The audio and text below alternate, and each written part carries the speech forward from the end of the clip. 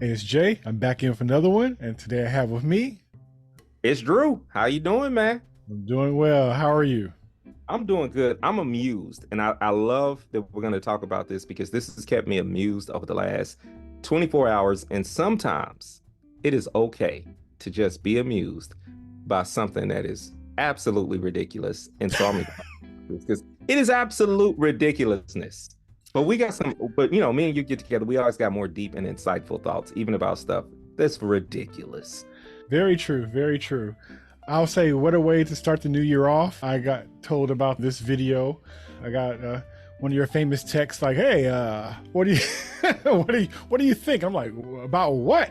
And you send me this video with Katt Williams visiting a club Shay Shay. And after I got a chance to watch, matter of fact, it was almost like contraband. I remember even listening to like the first 15 minutes. I was texting you. I was like, "Hey man, do you think they're going to pull this?" Cause I could tell from the beginning, it was going there very quickly. Yeah, if you stopped at the first 15 minutes, you could actually be relevant in all the conversations because he covered it all and Yes. then reiterated it later and added names and Yes. places. Yeah, Yeah. he is quite the storyteller for sure. One thing I will pull early from what he said that I thought was interesting was this whole thing with the age of truth, but also the truth in the eyes of the beholder, and depending on the person whose truth it is. But it's just all this stuff with just behind the scenes, under the curtain, secrets, just stuff. It just seemed like even before this, I remember us talking, we were talking about like Kirk Franklin and his situation with his dad and his mom and stuff, and then the Tyler Perry thing. And even with that, the information that was coming out that wasn't necessarily all known, particularly at one time, even during our conversation, when he says the age of truth, and just it's just like we've been noticing that and seeing it for a minute now, where it's just stuff that was unknown is all of a sudden known, and it's just interesting to see the reactions of it. And I'm really curious, us as a society, what are we going to do with that? Does that mean like the people who information is being shared, I know they want it to be just thrown under the rug and just continue forward. I know the government wanted to be thrown under the rug and keep going. I know certain things to keep things rolling, but like what are we going to really do with just all these truths that wasn't there before that are there today? And not even related, but just related with the age of truth, during the same time where all this stuff is going on with the Katt Williams interview with Shannon Sharp and all that other kind of stuff. When I was up late night working on some other stuff, and this is late at night, I was seeing feeds going out about, Epstein list and stuff like that. Like stuff that doesn't hurt anything, that's during the day, but Epstein is like, 1 o'clock in the morning. I do think one of the things about this age of truth, as I see it, is that it won't be accusations placed on people unsolicited. I think it'll be more about people's actions confirming their past actions or their past transgressions. You know what I mean? Yeah, So, yeah. like with Diddy, it was like, oh, it's a rumor. And then Diddy pays up, and then more stuff comes out. Yeah. But we, for years, had been knowing and hearing about it. Yeah. Now it's time to sprinkle in. And not that I'm not just standing this because of like church or whatever, right? Right. Like, for example, or at least for me, I never heard anything negative about TD Jakes in that particular way. Yeah. For people to be like, like with the PAL loan for him, it's like, yeah, I think this is gonna pass with him because I think we just don't like religion right now as a people. Like, and not just black people. I think people are struggling with religion, and so religious leaders are easier to focus in on. But but there's nothing about his actions. So like, God rest his soul, Eddie Long. People said things, and Yeah. then we saw actions. Right. People are after William Murphy right now within the church world. He didn't got too loose, this, that, and other. And then they got footage of his church service where they playing a really old Young Jock song in church. And it's like the church has turned into the club in Atlanta. Well, those are his actions. If that was Right. always the underlying theme, well, now his actions are starting to show the truth. So I think a lot of that is what we're going to be seeing is people just not caring Yeah. and letting it all hang out, or the trial is just going to reveal footage like Jonathan Majors. Yeah, I agree. I think it's going to be confirmation on ideas that we thought and stuff that people were made to seem like they were silly for thinking or saying. We're just getting the receipts for it. Because I'll tell you the truth. Now, did I hear that about TD Jakes? No. Did I kind of wonder? Yes. But the main thing that made me wonder is like, what was he doing hanging out with those folks? Those are actions too. And it's almost like if that was my kid and they was hanging out with certain people, I'll have to question my kid. As sweet as I might think my kid is, I have to question the company. That's a factor. That's real. That's real. But yeah, when especially, and we'll move off of the church part of it. But if you are hanging out, if you're a church person and you're hanging out with quote unquote secular people or people who are in that particular realm, people will question you. It will seem odd if it seems like you're chasing celebrity culture. And typically there is a humbling that we see happen amongst people who everybody gets lured away in different ways, regardless if it's, chasing celebrity culture or whatever. It could be something at your job, but you do get, there's a time in the season where you get a call out. And I think we're going to start seeing people, like going to get called out for having work wives, stuff like that. So I don't think it's just celebrities. I think it's going to be cats that's like, well, I got my work wife, and then nope, that's all about like your wife about to find out about your work wife. I don't know. I like I said, it would be different if it was switched where you saw like, Puffy hanging out at TD Jake's church.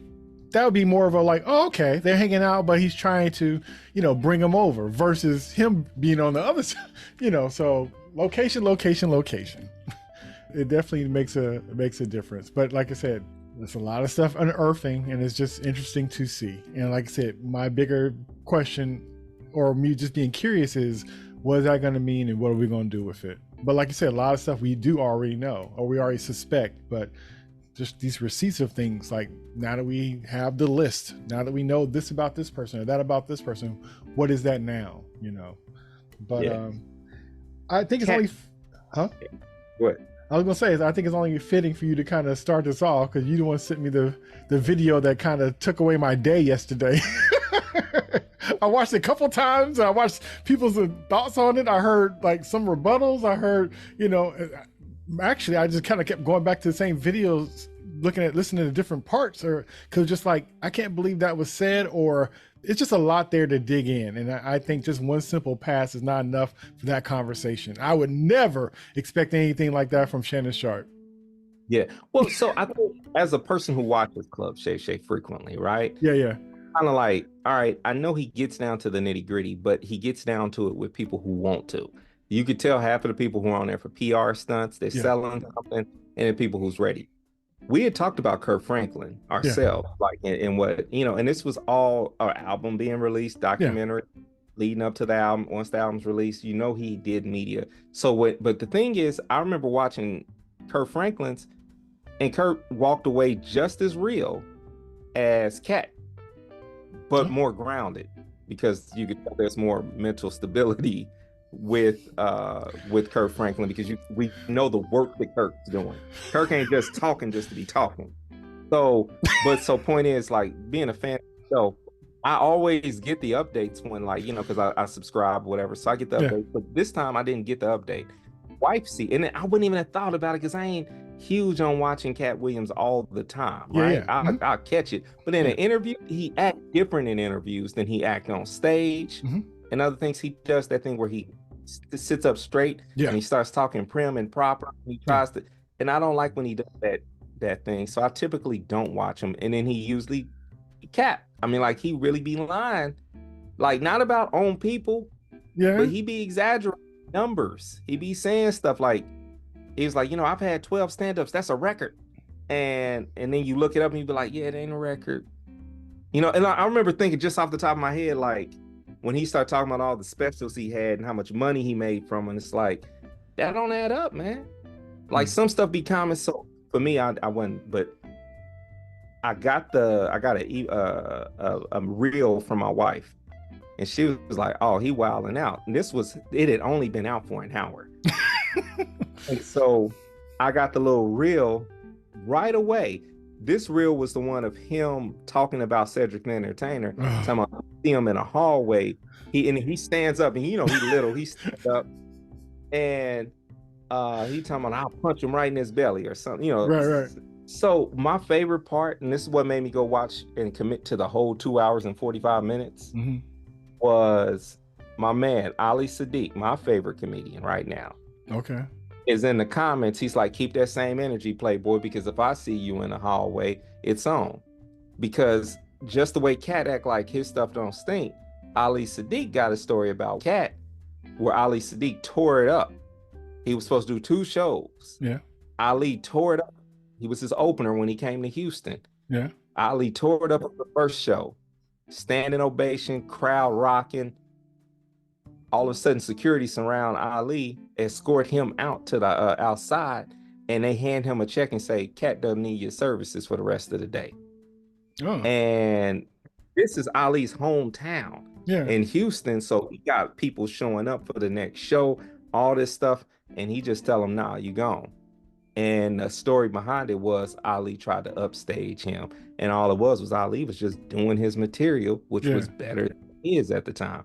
Right. And so that's one story, to be honest with you, of all the stories I've heard about Katt Williams. That's the one and only real negative story I've ever heard. But that was one of the first things I saw. I also saw like Jonte Austin, which R&B guy from years ago, songwriter. Yeah. He's in the comments. He's like, no, said stand up is on Netflix right now.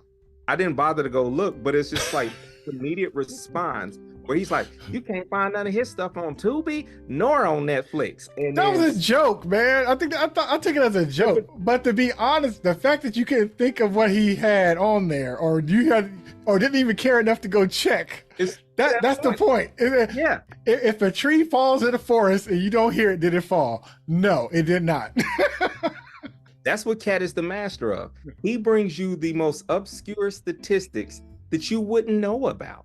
He tells you stuff about him that's just like, it's so outlandish that it's like, well, who's gonna double check that? Like, no one was there, so he's made up his own thing. Like he said, he went and moved to Florida all on his own at the age of 13. Well, who can dispute that? It seems highly unlikely. But who's gonna dispute it? Who's gonna stand? Like, he's like, yeah, I was homeless. I hitchhiked down to Florida. I was living on my own. I was homeless. I can't dispute what that man is saying because it is possible, but very highly unlikely. But you get what I'm saying. He said he reads. Katt said he speed reads and can read, like he's read up to 3,000 books in a year. No. He said between the ages of, I think he said 4 and 12 or something like that. Because I remember hearing that too. I'm like, wait, what are you saying? But he was talking about the books but still, I'm sure it's exaggerated. Just like special kind of books, yeah. So like that, but it's those type of things. Like, what do you say? He can run a 440 and like he said he can still play 11 games of basketball back to back. Hey man, you over 40? Even in peak shape, man. Come on, man. Jamal Crawford can't run 11 games back to back. Unless y'all going to 21 or something like that. But like, come on, man. It's those little bitty things that it's amusing. I don't never know if he's fully telling the truth, but you ain't got no reason not to believe him. Why would he lie? Half truth. So in the special, go ahead. No, I was just gonna say, when it comes to comedians and stuff like that, I put it like this. I don't know any comedian that I heard an interview with that I didn't kind of question, or all the stuff they said sounded extra, to be honest. Like they're gonna have flourishes, there's, like you said, like an actual master storyteller. That's what they are, master storyteller. But that doesn't mean there isn't any truths to it and stuff. So it is like always a thing where, I wouldn't expect for it to be, exact. And sometimes when people are in the moment of stuff too, I don't expect it to be all the truth. They're saying it the best they can. And I just even know that from even, doing the podcast. Like, I'm thinking it sounds right, but I'm like, did I say it? Well, I'm going back to go listen. I'm like, did I say it like that? I didn't mean it like that. So sometimes you have it in your head together, but when you're saying it, which happened with something on the show where even the producers fact checking, like, hey, let's try to make this straight before we put this out, which was a great thing to do, which I never really see much of. So I guess that they didn't edit it out. So I think it was kind of neat to see that behind the scenes of confirmation. I think that's the interesting thing about that particular interview was that That's what made it 2 hours and 46. I believe that the whole entire interview was 2 hours and 46 minutes. I didn't really see a lot of awkward cut No, points. me either. Me either. It was pretty raw.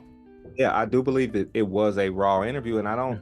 And their marketing strategy for Club Shay Shay is brilliant because they had all the clips locked and loaded and ready. Yes. Yeah, clean too.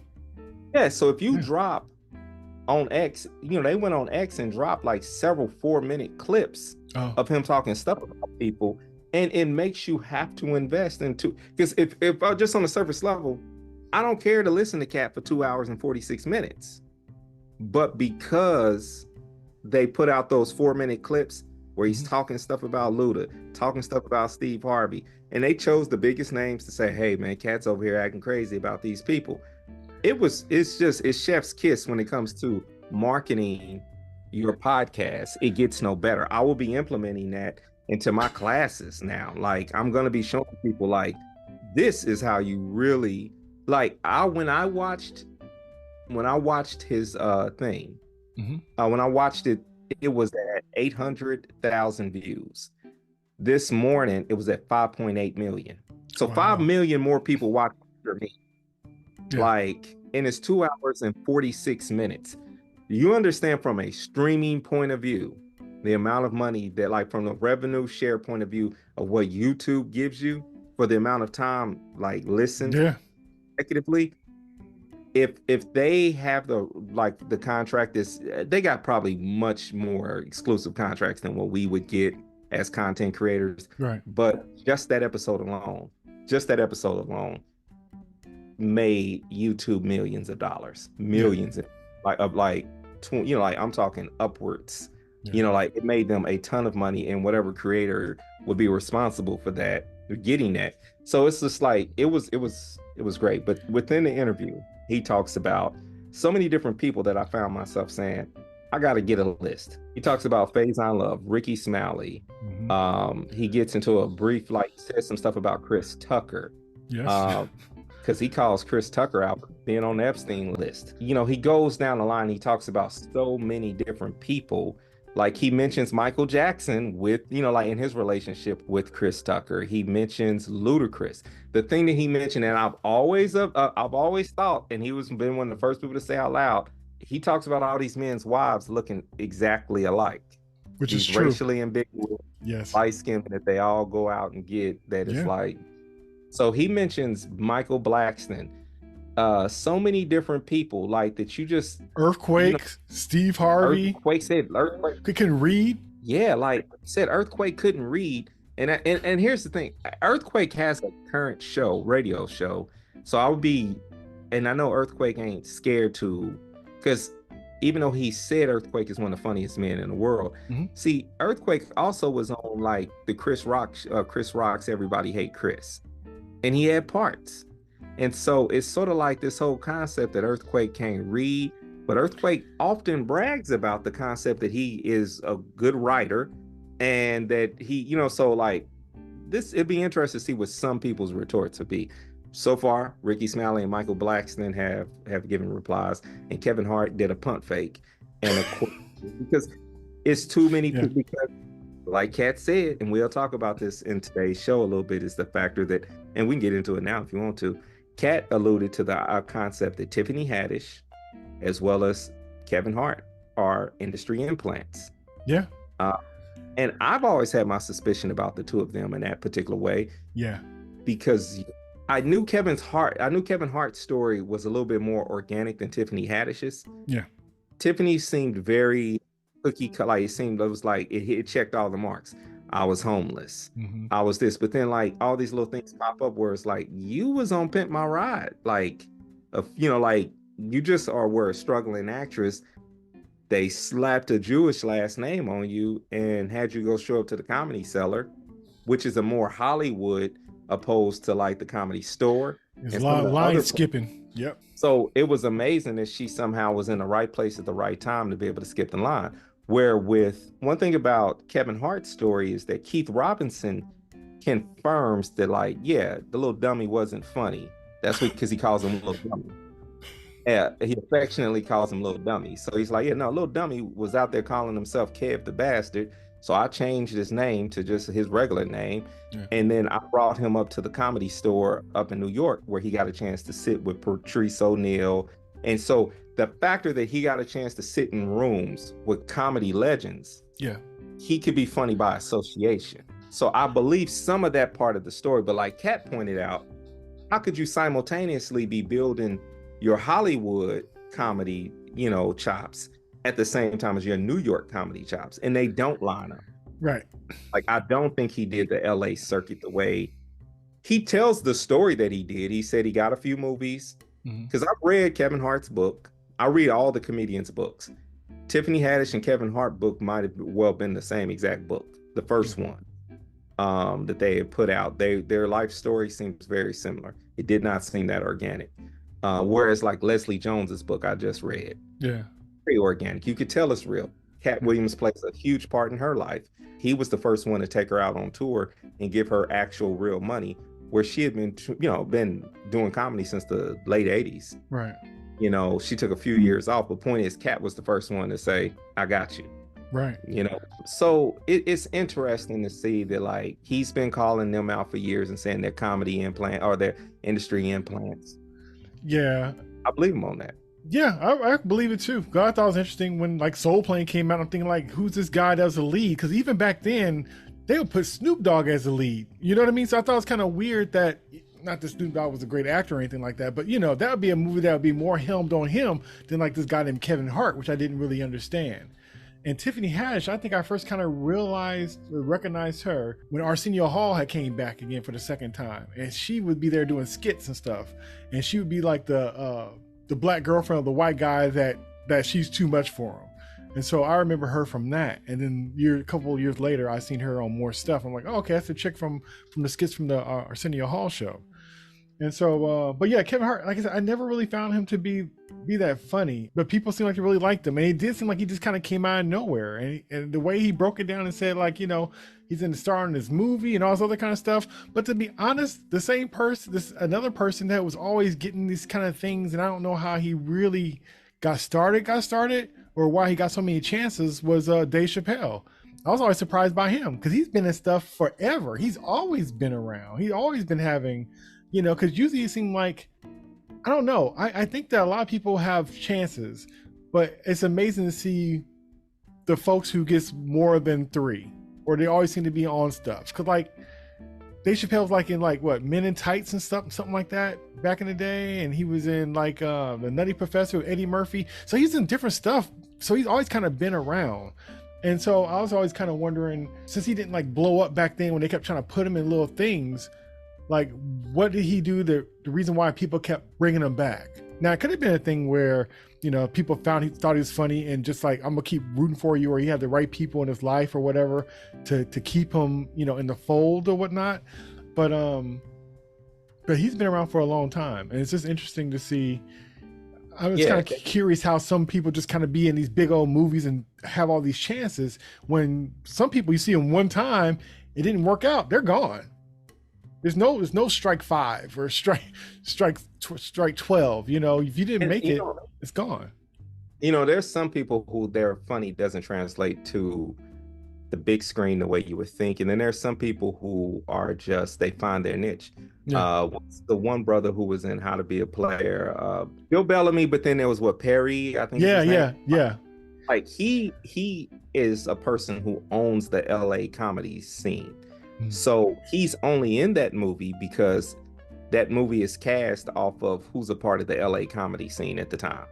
So you're seeing some of the key people who made their way out of like That Tuesday. But so it's like you see these people who kind of like, that's why they were a part, but it didn't translate well to the big screen. It's like he's that kind of funny. There are very few people who can do both. Yeah. And some people, they get a chance to do both, and you wonder why. Like, for example, I laugh at JB Smooth on screen frequently. Yes. Never really laughed at it stand-up that much. Yes. I'm the same way with Mike Epps. I don't like his stand-up, but I think he's funny when he's like on a movie or a show. I think he cracks me up. But his jokes and stuff, I'm not a big fan of Mike Epps like that. The one thing about Katt that I can say is that he appeals to the hood side of me. Like he's always like I've always thought that he was just as real as somebody, but up until recently, and I'm talking Leslie Jones's book and a few other people pointing out, yo, Katt been around. Yeah. You just don't remember he was Cat in the Hat and all these other different things, but he been around for a long time. I felt like when he blew up that he could have been an implant because it seemed like we saw him as Money Mike and then boom, he was everywhere for a while. And I was like, and I never saw the process, but when you put someone on like Def Comedy Jam and Comic View, it's a compilation kind of show. So it's cookie cutter. You don't remember who's who unless that person really stood out. Like I remember my favorite person from my favorite stand-up from a Def Comedy Jam. I say now I can say probably I can understand what Bernie Mac did and why it was so funny. Yeah. But that's like now. But back then I thought Reggie McFadden did a set that I thought was the funniest set ever. He got a chance to be on Martin one time. Yeah. Just he didn't have the star power. It didn't translate over. It didn't go. So for Katt Williams to kind of have a little bit of both, I always identified that like he, you know, him and Mike Epps, I feel like they hood funny. Like they seem like they were funny people, even if they just worked at the job with me. Yeah. So you never thought of Katt's comedy being funny? I never put Katt in my top anything. You get what I'm saying? Okay. Like I never put him past top five. If I'm doing a top 5 comedians, I'm putting him at 5. And the reason why is because I kind of felt like he was a little gimmicky. Okay. Which comedians have the right to be. You know, like for me, the whole Larry the Cable Guy and all that whole Bill, he came up like he came under them. And that makes sense for his whole shtick with the whole pimp thing. Like that kind of he was in one foot and Yeah. So one of the things that about Katt, and this ain't like a slight at him, but that one of the things that I recognized was that like, yo, you've been around all these white comedians. Like you say you came up under them, you're not throwing any shade at them. There was no shade, there's no shade to be thrown at a Bill Burr, no other comedians. You're throwing shade at only the black comedians. And you're claiming you're only throwing shade at them because they threw shade first. So be it. So, but what I'm saying is like his experience, he said he learned from everybody. He's been around all of them. And I'll say outside of throwing some shade at Gary Owen, which he did, saying he couldn't cross over, he only gave high praise to most of the white comedians that he had experience with.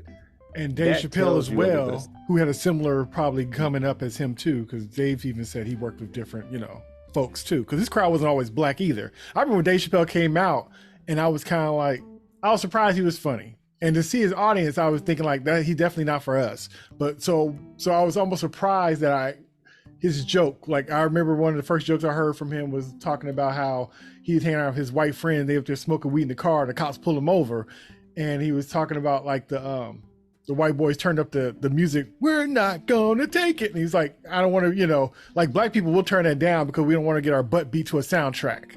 Yeah. And so to me, that was hilarious because that was him and his reality and who he hung with, and it kind of made sense. It kind of lined up with his whole half-baked movie and being a weed head with the white boys and that kind of thing. So it kind of fit to that, but it didn't make that not funny. And so it wasn't until later I was surprised of his black consciousness about it. I was almost surprised that he had that in him because his earlier stuff, I never knew him he never portrayed that in his jokes to me, even though they were insightful. I never took it as being, and I don't like how it's used now, but woke. So I thought it was interesting later on when he turned out to just really have this strong, quote unquote, black edge to him. When he came out, he was just like the awkward black dude that hung out with the white boys smoking weed all the time. So I thought it was interesting. I read a book called Searching for Dave Chappelle, and it talks about and it's unauthorized, but it tells all these stories in detail from someone who had been covering him since he showed up at the DC comedy on at 17. Okay. So 15, 16, doing comedy as a young boy. and his mom dropping him off and sitting in the back of the room or whatever, because he couldn't even be in the room without her. He told that And story at so, his ceremony where he got that award, which I thought was really yeah, sweet. so he's really been a part of the comedy scene. He was a important person because um where I think he had got Tony Woods as a mentor for a while out of the DC scene, where like Kevin Hart got a guy, like everybody gets someone. Yeah. And I think Tony Woods helped him like kind of work material and do some things. You could hear the influence on how he delivers. Yeah, it was huge influence for a while. And then he had to find his own voice. Yeah. I think when you work certain scenes, you end up in a situation where you gotta please a particular audience. I think that's the big difference between Dave and Katt. I don't think I've never felt like Katt had the crossover appeal. As far as, white people can show up to a show, but it wasn't for the stand-up humor has never been for them. Yeah. And so even like the dispute that he mentions on Club Shay Shay when he's talking about Cedric the Entertainer stole his joke, which he did. You can go on X right now and kind of see the comparison. Yeah. He mimics Katt. I mean, he changes it a little bit. Yeah. So if on the surface level, you can let it slide if you've seen one, but you can just tell that he knew he was going out on tour. He knew that this was going to be the biggest tour of all time. He knew that he had to get good material. The funny thing about that is there's another comedian who Katt calls and says, "Hey man, I'm gonna kill Cedric. He out here, I'm at the theater right now and he's stealing my material." Mm-hmm. And the comedian was like, "Nah, that's an honor, man. He gonna put you on. This is good for your career. Don't even trip. All comedians, you should be flattered." And he said, "I'm glad you said that, because he's still in your routine right now. And as we speak, he popping and locking as we speak." And that guy's whole routine was him coming out and popping and locking and like pulling up white people on the stage and popping with them. And ended his, like he implemented 2 other people's acts in the end. This is common in comedy. Yeah. But there is a thing that happens where people approach you and say, "Can I buy your joke?" Right. And then like, cause Dave, there was like Dave tells a story about how like 3 people, because he was a new jack, they walked up on him, was like, "Yeah, this is good, kid. Can I use your joke?" And he's like, "Yeah, that'd be great." And I just gave my joke away. It's that person's joke now because they're bigger than me. Right. And so I can understand Katt having a sense of bitterness about that. It's funny because, and this is just my opinion thing, it wasn't that funny of a joke. But I also can understand, like he said, he had to have Mark Curry, help him punch it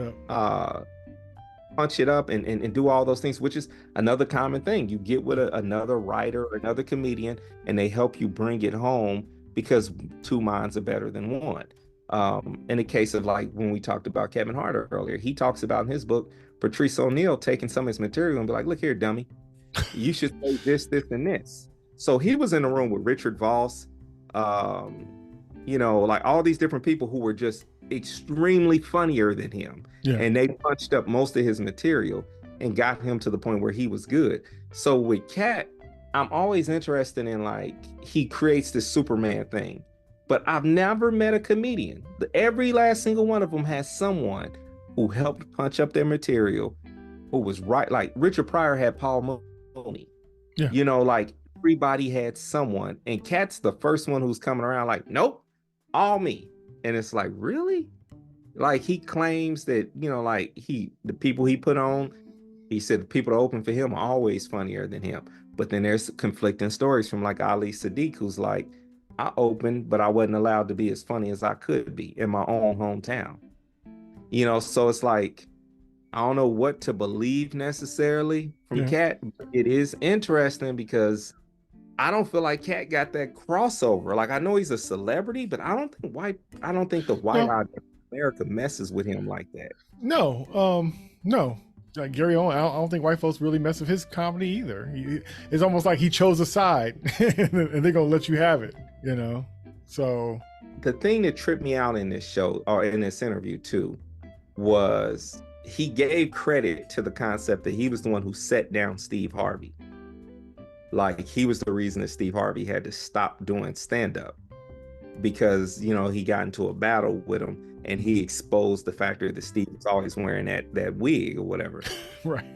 That information could have came from him. I don't really know fully like what that story was. I would love to see the video on it. Yeah. But if that's the case, thank you, Katt, because I personally never thought Steve Harvey was funny.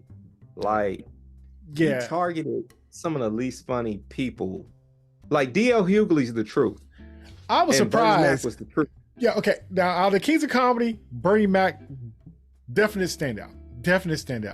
D.L. Hughley, I will tell you, I did not care for him until his show, and then when he got done with the show, he did his own thing. Because before, he'd be the kind of trying to cap on people in the front row, and I thought it wasn't really that funny, right? I was like, you looking crazy, and you trying to say people look crazy in the audience. That doesn't.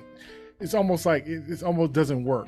So when he started kind of having this different kind of insight in his jokes and stuff later on, I thought he was hilarious. But when I initially saw him, like on Kings of Comedy, like I didn't appreciate DL for his comedy stylings. Like I would pop in the Kings of Comedy just so I could go to Bernie Mac's part at the end and laugh and shut it off. See him talking about popping the kid in the throat and all that kind of stuff, and baby girl, little kid and looking at me like I'm short and all those kind of, like, he was hilarious. The rest of them, the best part about their parts was like the intro music. There's some banging intro music, and after that, This is a conversation about Bernie Mac that I've had before that I've always appreciated. Bernie Mac said some of the most homophobic things, but I would have never, even now, even if he was still alive, could never imagine asking him to apologize for it. Because listening to it, I always felt like it was authentic. I felt like he wasn't joking, and that was his generation. That was that time frame. And he said he talked about beating kids. Yeah. He talked about it from a homophobic point of view. Like, he said a lot of stuff that is not okay. But to this day, regardless of how people change, when that come on, you say parts of it. I've heard people say, like, in one breath, say something where they're trying to be an advocate, but then in the next breath, and I realize they quoting Bernie Mac when they say they'll bust somebody to the white meat. And so Bernie Mac was like, he was the truth. And I think that's the difference between Dave Chappelle. But like when somebody wrote Kevin Hart's stand-up, and he puts in the line when they wrote his stand-up, and he says, his son, he was scared his son was going to be gay, so he was going to knock him down because, another little baby was dancing on his baby. And they made him apologize for that. And he got mad and didn't want to apologize. And Kevin Hart gets canceled because of it or whatever, right? Big controversy. Bernie, not in a million years would we ever look back at that. Just the same thing, because I think it's priceless. When people are funny in that time frame, it's one of the reasons why Raw and Delirious will never, like, we can question and say he can't say that now, but I will never watch an like, if somebody like, well, we took those pieces out of Raw, I ain't interested. It ain't Raw, and it ain't Delirious. Right. Yeah, I do think the timing, I don't know if that was his story. I just think he's not funny. So I think it almost kind of like, like with winning, it's like if you win by 30 points or 1 point, winning is winning. So I think it kind of goes like that. And I think also the way Bernie Mac's storytelling, the way he weaved it in, because he was talking about his nephew.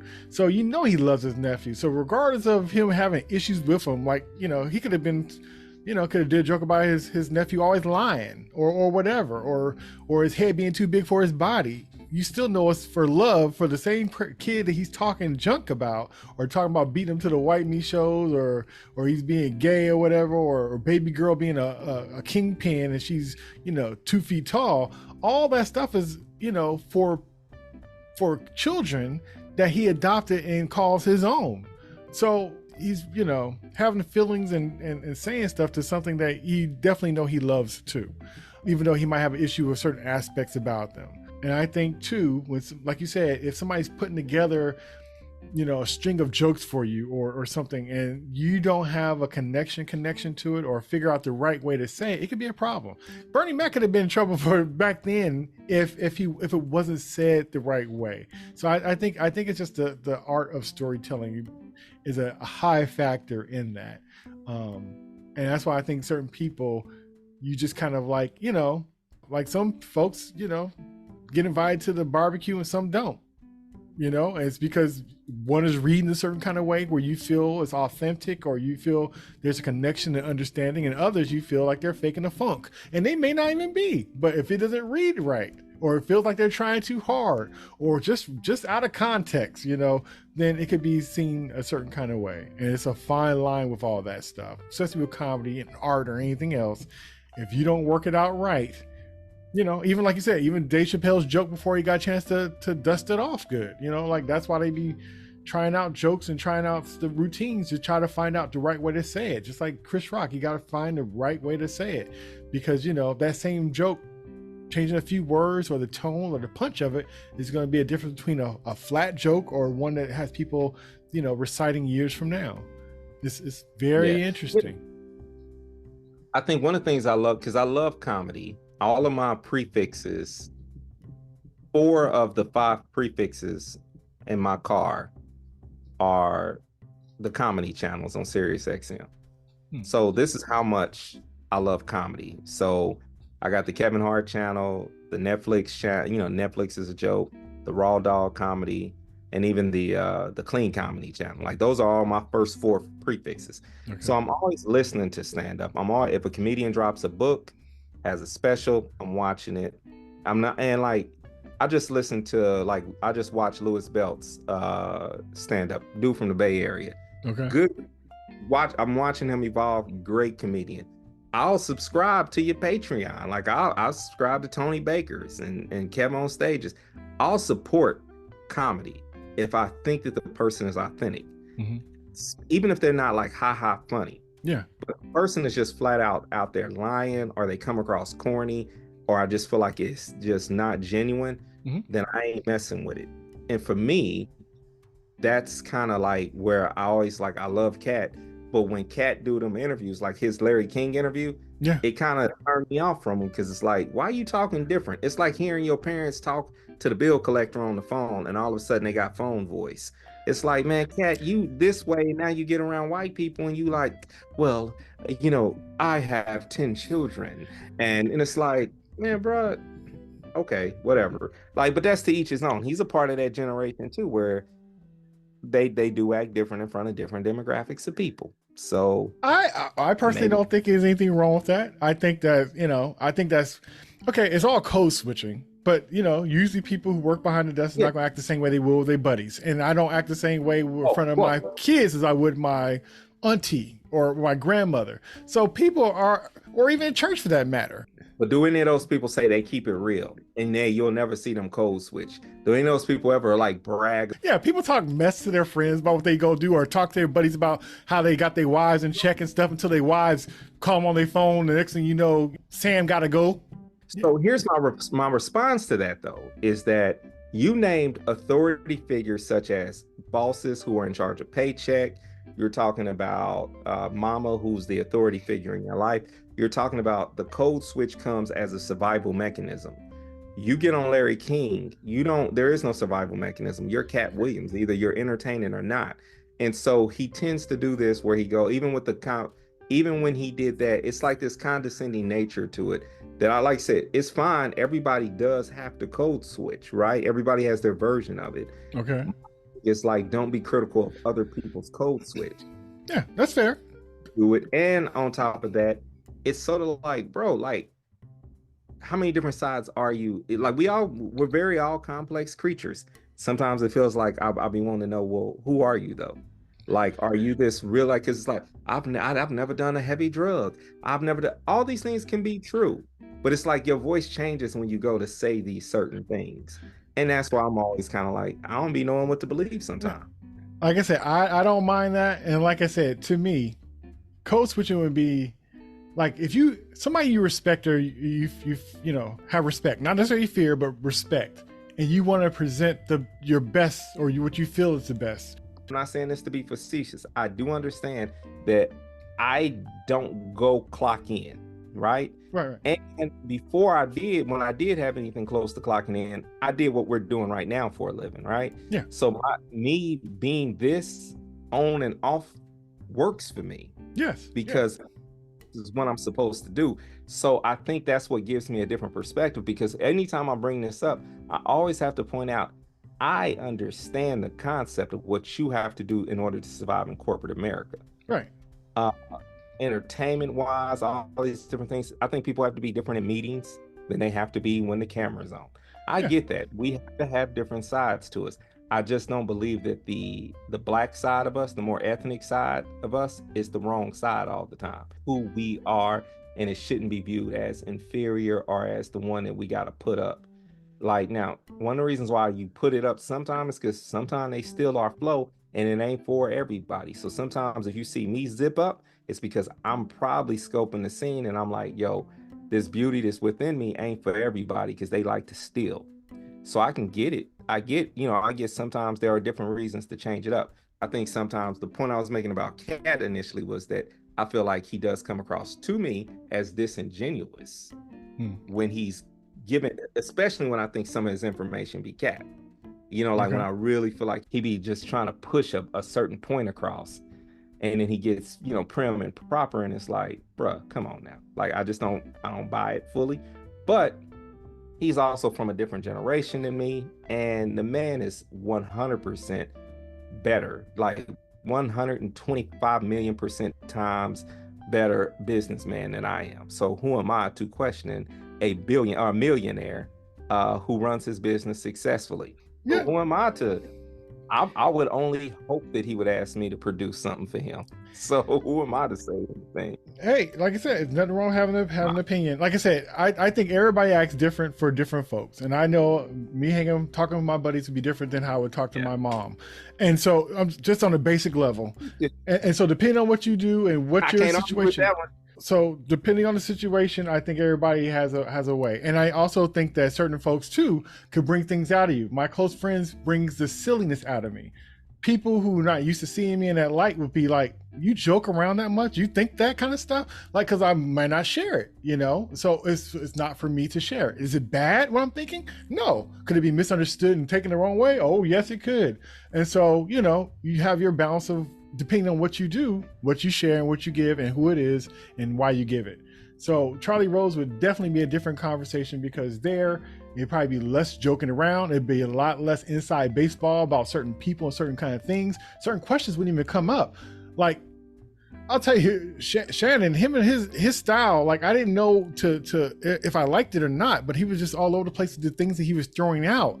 And he'll throw out the last 30 minutes got very, very, and this is where you can tell there's no journalistic training and that there's a producer.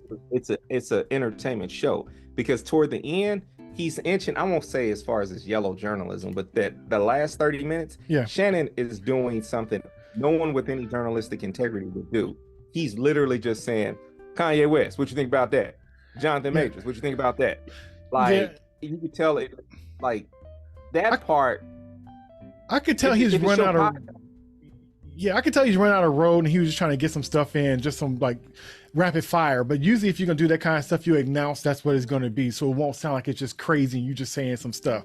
But you know what? That is what makes. Now, let me say this: the concept of what Club Shay Shay is, that's what you're supposed to do. I'm kicking it with my boy. Yeah. We having a couple of drinks, and I ask him, like, yo, man, what you think about this? Me and you do this all the time. Yeah. We started off like 30 minutes before we cut the record button on. Right. We talked about Dave Chappelle. Right. Because we care about what each other think about stuff. Right. You know what I'm saying? So that part is genuine to the routine. You know what I'm saying? But like, when I think about it from like any other form of show prep and everything, that part was wild to see him go back to back with just like, what do you think about this? Well, what do you think about that? That part threw me, but I understood it's part of the shtick. Yeah, what threw me was the fact he kept bringing up like, so how was it being in jail? It was weird. Like he attempts to be like he's this hardcore journalist asking these tough questions, and it's just like you just got into a conversation with him getting on a woman about the same thing, and you're gonna bring it up too. Like that's what kind of pissed him off when he was talking to that woman from that radio show. Yeah, I think her name was Wanda. Wanda Smith. Yeah, so that thing came up, and the whole confrontation kind of came up when she was like, "How was prison?" or something like that. So I ain't never been to prison, and so for that to be a whole thing and them to discuss that and all that, and then for him to throw out the same thing, it's like, did somebody put down a card and you just didn't know that you kind of covered it and saw it was kind of a funky situation? Don't ask that question again. And so you could tell that Katt is very quick-witted and quick to respond, and I think that Shannon couldn't keep up with it, and you could tell he got a little shaken a little bit. Or even with the stuff he brought up, the stuff about him being married and stuff. Do you want to get married? And then I didn't understand why he wanted to back off of it, like he was like, he said, I didn't say married. And right, he said, like, and Katt just was like, and Katt used his voice. Well, when you look back at it, right, and it's true. Yeah, yes, I thought it was weird that he would try to, like, I didn't say that versus saying like the whole thing about him going to jail. So it was just weird, the stuff that was kind of thrown in there. But some of his spitball stuff that he was throwing out there, I'm glad he did, because I got a chance to hear a little bit more about it, like the stuff with him being a family man and having 10 kids and how that's for him to be so busy and to work it out and to like do that alone, and what's the situation with that, and friendship with Prince and stuff like that. So those little things that kind of, and the whole thing that kind of came up in a weird way, the whole cabal secret society thing came up, that just some of that stuff, just the way it kind of came up, I think that stuff wouldn't have came up any other place but here, with his silly butt asking crazy questions. Yeah, that and I think, like I told you earlier, man, I think one thing is, Katt isn't selling something. True enough, not selling a tour. He's not selling a book or anything, because he claims he doesn't need to. But one of the things that Katt did do, because of the competitive nature, is both Chris Rock and Kevin Hart have a like documentary special out, and then Dave Chappelle just dropped his special. Yes. This past weekend, and I feel like there's no better way to say, regardless of what these top 3 comedians that you say are better than me are doing, all I got to do is go on this show, this podcast, not even a special, and I can make you forget about everything that your top 5 is doing right now. And what and I think that he proved it. He's like, for all the shows that Steve Harvey got on TV, I ain't talking about Steve like you talked about me. So I thought him being on Club Shay Shay and saying all of the stuff he said was a brilliant marketing strategy for the argument, for the GOAT argument. Like, but there's a difference between being infamous and being known for your craft. And I think that's the difference. Yes, we've talked about Katt about being more about being infamous than about his actual jokes. We talk about him being funny as a storyteller, but like jokes that he crafted, how many of them right now can you think of that, like, and I'm not saying you couldn't, like, there's some you can't think of, but off top, for what it's worth, I kind of know, even though I don't like him, I know a couple of Steve Harvey jokes. I know Dave Chappelle jokes. Like, I actually know stuff that I've seen them craft and put out there. And I don't like them. Like, I don't necessarily laugh at Steve Harvey, but I know a couple of his jokes. Where with Katt, it's kind of hard to pin down a few. To be honest, I remember more of his jokes than I do the people he was talking about. I know more of his jokes than Steve Harvey's. I know more of his jokes than Cedric the Entertainer. I know more of his jokes than Ricky Smiley. I didn't know he was even a comedian like that. I just knew him dressing up like a woman and kind of acting silly. I didn't know he was like a joke. Region too, because I'm from the Mid-South, right? Mm-hmm. And in the Mid-South, Ricky Smiley's a big thing. Just like DC Young Fly. Like, to me, people love him. Like, do I get it? No. To me, but it reminds me of the South. It reminds me of like the mixing the church stuff with the, regular secular stuff. And, that's that between both worlds where both would love him, so, but yeah. Do I know any of his jokes? No, I don't know his jokes. 100%. Yeah, you're right on point with what you're saying when you like review that concept of it. It's like, I don't fully understand and get the concepts of Steve Harvey's humor like that, right? Yeah. Like, I don't like it. It's my mama's humor. Yeah, I like his show, though. Steve Harvey could open up for a Medea play all day, and that's going to sell out an arena full of black women. Mhm. Like we talked about, so he has his niche. Yeah. That's why he hosts the Dove Award, the Gospel Awards and stuff all the Yep. time. Hmm. So I understand like it ain't for me. Cedric the Entertainer, he from around my way, kind of like he a Missouri dude, he from Yeah. St. Louis. Yep. He never really made me laugh. He was just there, part of the team. I didn't actually know about him until Kings of Comedy. Okay. So now you take someone like D.L. Hughley. I knew who he was. I know his jokes. And even though he does a lot of crowd work, Yeah. which was growing up in the snapping area, Yep. era, like where we love doing your mama joke, stuff like that, knowing that he could like have some material and then organic, and always made it seem almost organic that he would just stop Yeah. and then be like, act like he's legitimately, he did crowd work. Him and Martin did crowd work in a way that I was always like, yo, I would be scared to buy front row tickets because Okay. you just felt like they was gonna stop and figure something out. Like they was gonna say something about you. So I think Katt, when I say it's hard for me to remember some of his jokes, I think sometimes it's because he is very topical a little bit. Yeah. Like when he started talking about politics and other things. And then I never liked the pimp gimmick. Okay, I never cared for that either, but I did like him talking about going to those parties in those rooms, different stuff going on. I like the stuff he was talking about, like giving the kid the He's been saying that for a minute. Yes, he has, and then he's doing his jokes about the giving the kids the drugs and stuff, and he's talking about what's wrong. I'm trying to run, daddy. Just stuff that was kind of like, ooh, this is real, but it's a joke, but it's kind of messed up, but it's a lot of truth in it, and so it was just stuff like that. But yeah, the whole pimp persona thing, like come on, man, he's 5 foot nothing with a perm, kind of like you said, like a hood comedian in a way. Yes, of course. I didn't think of him the same, or I didn't look forward to him the same way that I would Eddie Murphy or Chris Rock, which I really liked back in the day. People talked about the putting on the dress thing. I want to say it was Dick Gregory was maybe one of the first people who didn't even go deep into it, but like people have said it for years that like white America is interested in making and demasculating the black man, so they put the dress on. I always feel like that's one of those, in my mind, I feel like there could be some validity to it, right? You're right. But then I also feel like sometimes some controversies are handcrafted within the community. And I don't know if it's just to further a homophobic and transphobic, way of thinking. Just putting in. So Ricky Smiley in his response today was like, yeah, I did a character and I did it for the sake of funniness. That don't make me less or more of a man. You take a look at like when Katt made the comment like that Tyler Perry and Ricky Smiley can't play a man to save their life. Like he's saying this as a joke and being beef. Like he's putting out that whole thing of like insulting these individuals because it definitely elevates him to some extent as being like, yo, look, I didn't do it, and look at me.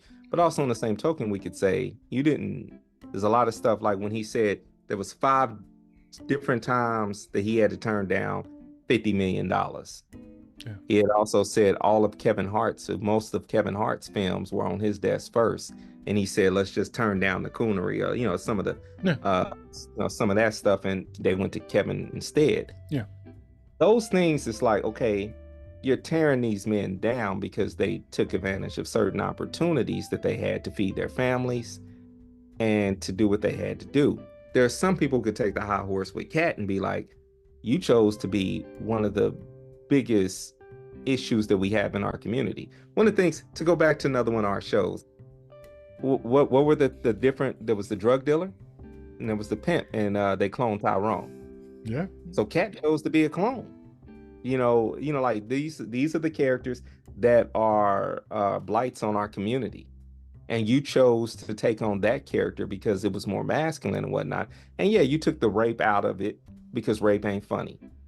I can agree with that. But there was some about that whole thing that you may have asked them to take that out, but it's still kind of for a second until they went back to having him do the clamp scene or whatever. Yeah. It still kind of was there. The rape joke was still insinuated throughout the thing, but yeah. But also he did choose an avatar that people listen to. That's why they was kind of chosen, and they cloned Tyrone. And his perspective on some of that stuff, to me, it kind of speaks to what you were saying about, like, for the most part, you're your own boss, so you would see it differently. Just like he was see it differently because he's his own boss. Just like Dame Dash going to the Breakfast Club, hearing like, hey, you should own everything you know. That sounds crazy to somebody who stuck to a 9 to 5 who don't know no better. But as time went on, people are more kind of unraveling that understanding. It's not an insult. It's his insight from his perspective. He doesn't have to dress up for anything. He owns his own stuff. So so his whole world is a one of kind of, in a way, freedom in a way. It's heavy in another way too. So you hear more people talking like this who have their own, and it's not wrong, but it's definitely a perspective, and it's not gonna be a perspective of most, because most it's not like that. And the people who might understand and see that are people who own their own stuff, and that might not be a lot of minority people like that. But the ones, they might see it a certain kind of way. Just like Prince, when he started trying to have his own, that sounded crazy. I'm gonna sell my album on the internet. Like, what? Are you crazy? You don't want to be a Warner Brothers? They'll get your stuff out there. Own your own masters. What? You can even own your own masters? Wait a minute. If I don't own my own masters, who own my masters? Oh, the record company? So all that stuff, all that freedom talk is foreign to folks who's stuck on the plantation. Yeah, myself included, where I didn't understand what it was, because at first it sounds insulting or lofty or not a real thing, but it is a real thing. But it's a hard truth to get hit when you driving 60 miles per hour on the freeway, then you have to stop, instant stop. It's a lot. That's not a slow stop. Own your masters. That's not a slow stop. Be your own boss. Own your own stuff. That's not a slow stop. That's instant. That's instant, and it could be jarring. And it could sound unrelatable, like Dave Chappelle, having this, like you saying, like his I'm rich jokes. He's still talking truth. His side of it is not shared by everybody, but it doesn't mean his perspective isn't right or for the people. And like I said, that's why he was saying, like, either way, my taxes is fine. I'm getting the hookup. So it's almost like I can say what I want for the most part, and I don't have a dog in a fight, but I'm still trying to do what I feel or still say truth to power, regardless of how you take it, because, regardless, I'm fine. And so, so anytime you have people who, in those situations, the root of where it's coming from is going to always be a little different than those that are planted in the soil that's in the box versus the ones who are out in the field that's free to do what they want. The roots could go where they want. The leaves could grow up as high as they want. All of us is in the box. We're getting pruned all the time. We our roots can't get through through the cement that's below, that's in the box that we were planted in. So it's a That's a beautiful analogy. But yeah, I mean, like, dead serious. Like, that's one of the best ways to put it. I think for me, like, it's just like you said, it's easy to forget perspective. Like, when you talk about the analogy of like music ownership and that type of thing, and I mentioned him last time we talked, the young man from Vallejo, Lil Russell. Yeah, V-Town. Like, you start talking about the concept of this young man, he's laying out the game in a way where it's like, this is common sense. I'm gonna sell a piece of this song. I'm gonna do all this. I'm gonna make these videos. I'm gonna do all this to generate money. And then I'm gonna reinvest it. And I'm gonna fix my mama's house up, and I'm gonna set up a little concert venue there. Like, I'm gonna do what we gotta do to have long-term wealth. It may look crazy or whatever, but I'm not gonna sign a contract. I'm not gonna put on the chain. I'm just gonna be me in my spot. That's organic, right? Not everybody can really be that. Right. And there might come a day, 5 years, 10 years from now, where he's like, I did it that way for 10 years, and I actually didn't get as rich as we need to be. So I had to sign this or whatever. And God bless him. Hopefully what he's trying to do pops. Yeah. But the idea that from the jump, he knew, I can put out 20 albums in 2-3 years if I own this piece of equipment, or if I got this studio hookup. Yeah. And for years, we had cats that was like leaving the house, going out on dangerous tours, doing everything to come back broke. Yes. For the sake of and so it's been ingrained in us to just do it for the love, instead of like thinking about it from a survival point of view. And so Katt came along and was like, if y'all don't want to sign me, I'll do it because I believe in me. Yes. And he made, like, in this interview, when he talked it, you could tell in this interview he was uncomfortable about talking about himself a few times. Yeah. Like, as much as it's like he can come with all the smoke, But when it came down to like the details, you could tell he was careful and he didn't really want to misspeak. But Yeah. and the crazy thing is like he didn't even speak ill on Terry Crews, which is an easy target Yeah. for a lot of people of color to talk about Terry Crews because he done said some stuff. Yeah, and it was interesting how Shay kept bringing up like, well, Terry Crews said you were homeless. Terry Crews said this. I'm thinking like, why are you even having a conversation? He's not conversating with Terry Crews. You know what? That's where you get your information from. I thought it was kind of funny. It was just consistently bringing up Terry Crews saying this about you, this about that, and I was surprised, like you said, that he didn't snap on Terry because it seemed like I said, it was almost like somebody's words being thrown on somebody that wasn't even intending to even be saying that to them. That's where I grew throughout this 2 hour and 45-minute process. That's why I grew a little bit of respect for Katt because he didn't take certain bait. Yeah. He came with the smoke he wanted to come with, and he smoked his smoke. Now I do keep coming back to a couple of things that I'm like, I can't confirm it, but I'm like Katt. You know what I'm saying? Because it's like, man, I smoke more than Snoop Dogg. I don't know about that, Chief, but I don't know about that. It just seems like a bit of an exaggeration, Katt Williams, that you smoke more.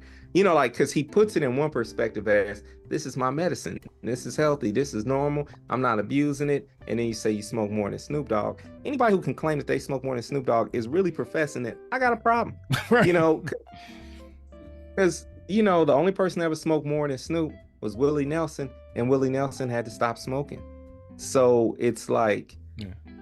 I'm in this space of like, look, man, you can't have it both ways. We can't, like, you put yourself up as this Superman anomaly. So sometimes like certain little things, I'm like, but that's part of the entertainment value, man. Yes. Every good, like I told you, I love Ali Sadiq. I listen to this cat's stand-ups and I'm like, you did all that? Like all that happened? Now, granted, I do think all that happened, but some of that stuff I'll be like, man, maybe some of these are borrowed stories too. To me, these comedians are no different than hip hop artists. I think of Tupac.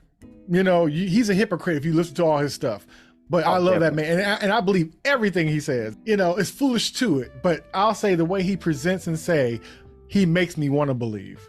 That's why they call you a B to Dear Mama, came from the same guy. And we could all feel those kind of ways. We just, as, people in society, we just don't give all of our feelings about everything when we feel them. But can they all be true and all be relevant? Yes, we are so much stuff. And I think comedians and entertainers and rappers and stuff, they all have to deal with that. And so he has to feed the beast, but then he also got to be a dad to his 10 kids. Or he got to be a son to his mom, but then also be the pimp who don't care about anything for his comedy stuff. Same thing with Snoop.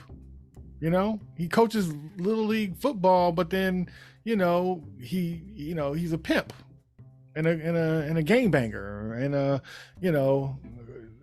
cookbook writer. He does a show, so all this other kind of stuff, so to me, Katt is just dealing with the same kind of stuff. And that's why he probably could convincingly say all that stuff, just like Tupac could say all that contracting stuff and mean all of it. And in a way, it all kind of fits if you're thinking of it as a full person versus just a one thing or other.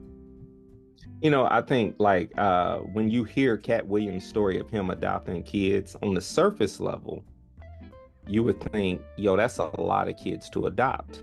Like, who are you as to do this? And like Shay said, man, you busy. How you do that?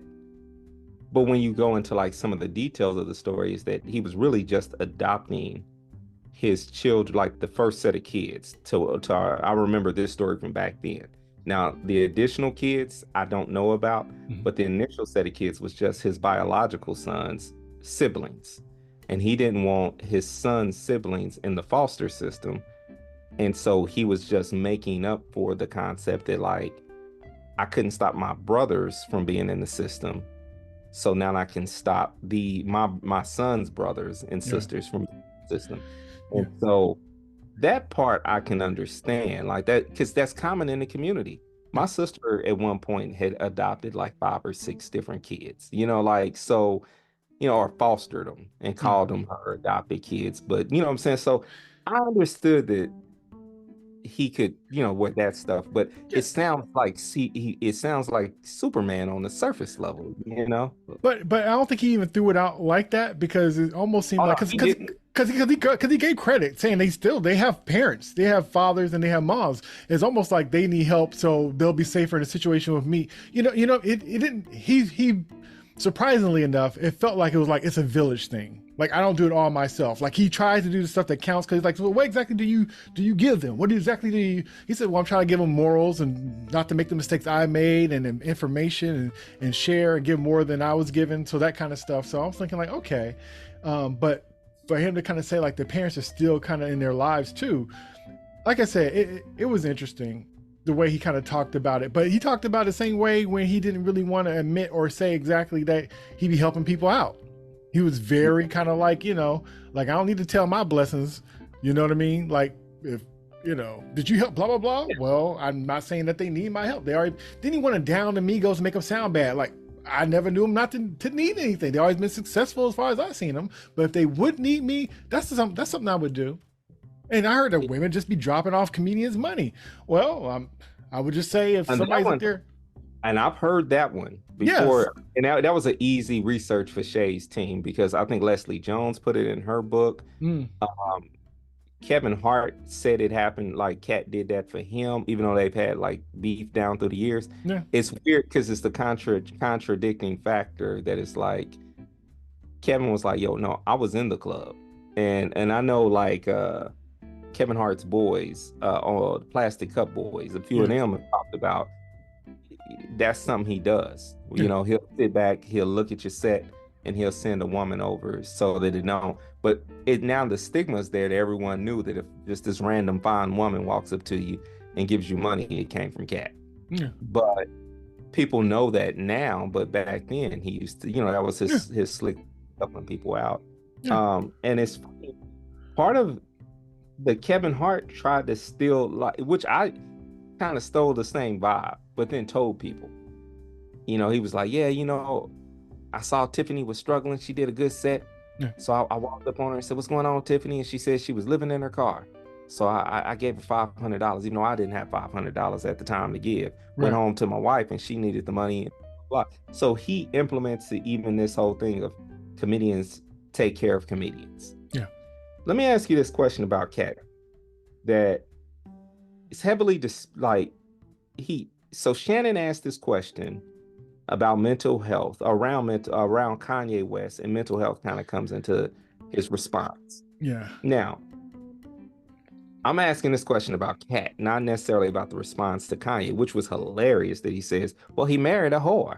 And so it's sort of like for him to kind of like call that out was crazy. Like they said, fat meets greasy. So yeah. Now, I think when he talks like this, it is, if you've ever experienced or had a person in your family or around you, or even yourself, if you've been in a manic state or a particular state in which you can be a little bit unhinged. Okay. Sometimes Katt has had these issues, and I think it's a tiptoe around it kind of thing. But like when he was wrestling with the boy in the park and the boy kind of choked him out. Times where the 30 different times he's been arrested, he wasn't sitting on normal. Yeah. So he claims he was, and he's like, all these things was lies, this, that, and other. A lot of that stuff was dropped because it's the same way it would be dropped for any other drunk tank charge. Mm-hmm. You know what I'm saying? Like, yo, you was acting up, you apologize, let's move on. Yeah. Some of those other charges where someone really was stealing from him, and he said it and it got proven, right? Yeah. But we're not crazy though, right? We've seen this erratic behavior, and he's telling us, no, that didn't happen. But we see this stuff. Even the interview with Shannon, it borderlines this like, yo, dude is wild. Like, so do you think when you look at him, do you think he's got all his faculties? Do you think everything's straight there? Or like, not saying that it's our business to talk about someone's mental health, but does he give off that vibe that like he really like, is it that he just don't care and he's on a whole nother level and it comes across that way? Or do you just not get that vibe from him at all? I think he's different. I think he's highly intelligent. I think he's different. I think if you play, you know, hood games, you get hood prizes. That's a good way to put it. Because really he's not, because he might be seeing it like, okay, public drunkenness, me, you know, picking a fight and losing to a kid, like that would be in a movie. That seems like a movie thing more so than it would be an actual really real life something happening, or the crap in Target and stuff. Like this is no major crimes or anything happening. So even though they're kind of crazy and different, I think he's talking about big picture. When people are thinking like he's going to prison for like he's not hurting anybody, he's not, you know. So to him, it's like if I'm getting out and it's like this no big deal kind of thing, and I'm just gonna write a ticket for it, then don't try to make it like it's equivalent. Like me having 30 speeding tickets is the same as me shooting somebody. And so I kind of take his kind of brush off of it as it's no big deal, as the, you know, the temperature of what he's doing and getting in trouble for. Like he get in trouble for stuff like a teenager would get in trouble for, like kid stuff. You know what I mean? Like it wouldn't go that far. You just have to sleep it off over the weekend or something. It's almost like, you know, owing money for tickets or something. And it's not like these high crimes the way people talk about it. You would think, you know, like the whole thing with him acting like it's no big deal because he don't do no hard drugs, because they're saying he's doing hard drugs. So to him, he could be offensive because it's like, I know I don't do hard drugs. I know I drink or I smoke weed. And so to me, it's no big deal. It's not like these folks that be doing heroin and all this, if you're going to be talking. But so him dismissing it is not saying probably that he's not doing stuff. It's just the fact that you're like that Wanda chick. She made jail into prison. You know, him smoking weed became like almost like heroin or crack. And so for him to be like, well, I'm not doing crack. I'm just smoking a little weed. I'm not shooting at the block. You know, I was, you know, drunk fighting with a kid in his yard. I got choked out. So it's almost kind of like he's kind of like stepping down from what's being presented, and it almost seems like it's dismissive, and it's kind of not, but it's not what they're saying it is either. Like, come on, let's bring it to a more realistic line. And his feelings about what he, you know, like Kanye and all that, which you had brought up before, I think that the way he said it was fair. He didn't say Kanye was anything wrong from necessarily, but he's saying if you feel or you're saying, or if people are saying, because he didn't say Kanye said it, but if people are saying this about this person, wouldn't you give them some kind of leeway? Wouldn't you give some kind of understanding more so than just judging them? And I think that's a fair thing to say. And he probably would want the same thing for himself if he's going through the same thing as well. So I thought that was easy because he, you know, he had no problem saying names for sure. That's all he did was say names, to be honest. And so for him not to call out Kanye like that, and he even made the joke. He's like, he's the guy that started off in the beginning wearing the pink sweater. So, you know, come on now. I thought it was fair. You feel like he recognizes that he's different too. Like, you know how you were saying like Katt's a different kind of guy. Yeah. He recognized Kanye's different. But if he is sick, why are we watching him be sick in front of us like this? Right. And not only that, but just like, why have that kind of judgment when you grade on a curve? If you knew somebody was this or were lacking in that, would you judge them the same way? And that's true.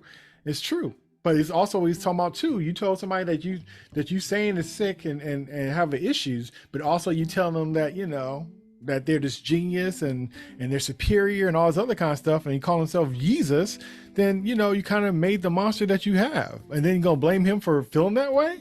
Like a lot of that stuff was co-signed, if it's true or not, you know? So yeah, so it's just like he just kind of told the truth about the fact that, you know, which most people and which society does is they swing and hit you. And when you get ready to swing back, they put their hands behind their back and act like, why are you upset? One of the things I wanted to ask you about too from it is the more salacious, like funnier parts to some extent, but it can be weird to get into this conversation. He said, when he talked about having to turn down the 50 million multiple times, he said, because Diddy want to play, but you got to tell him no.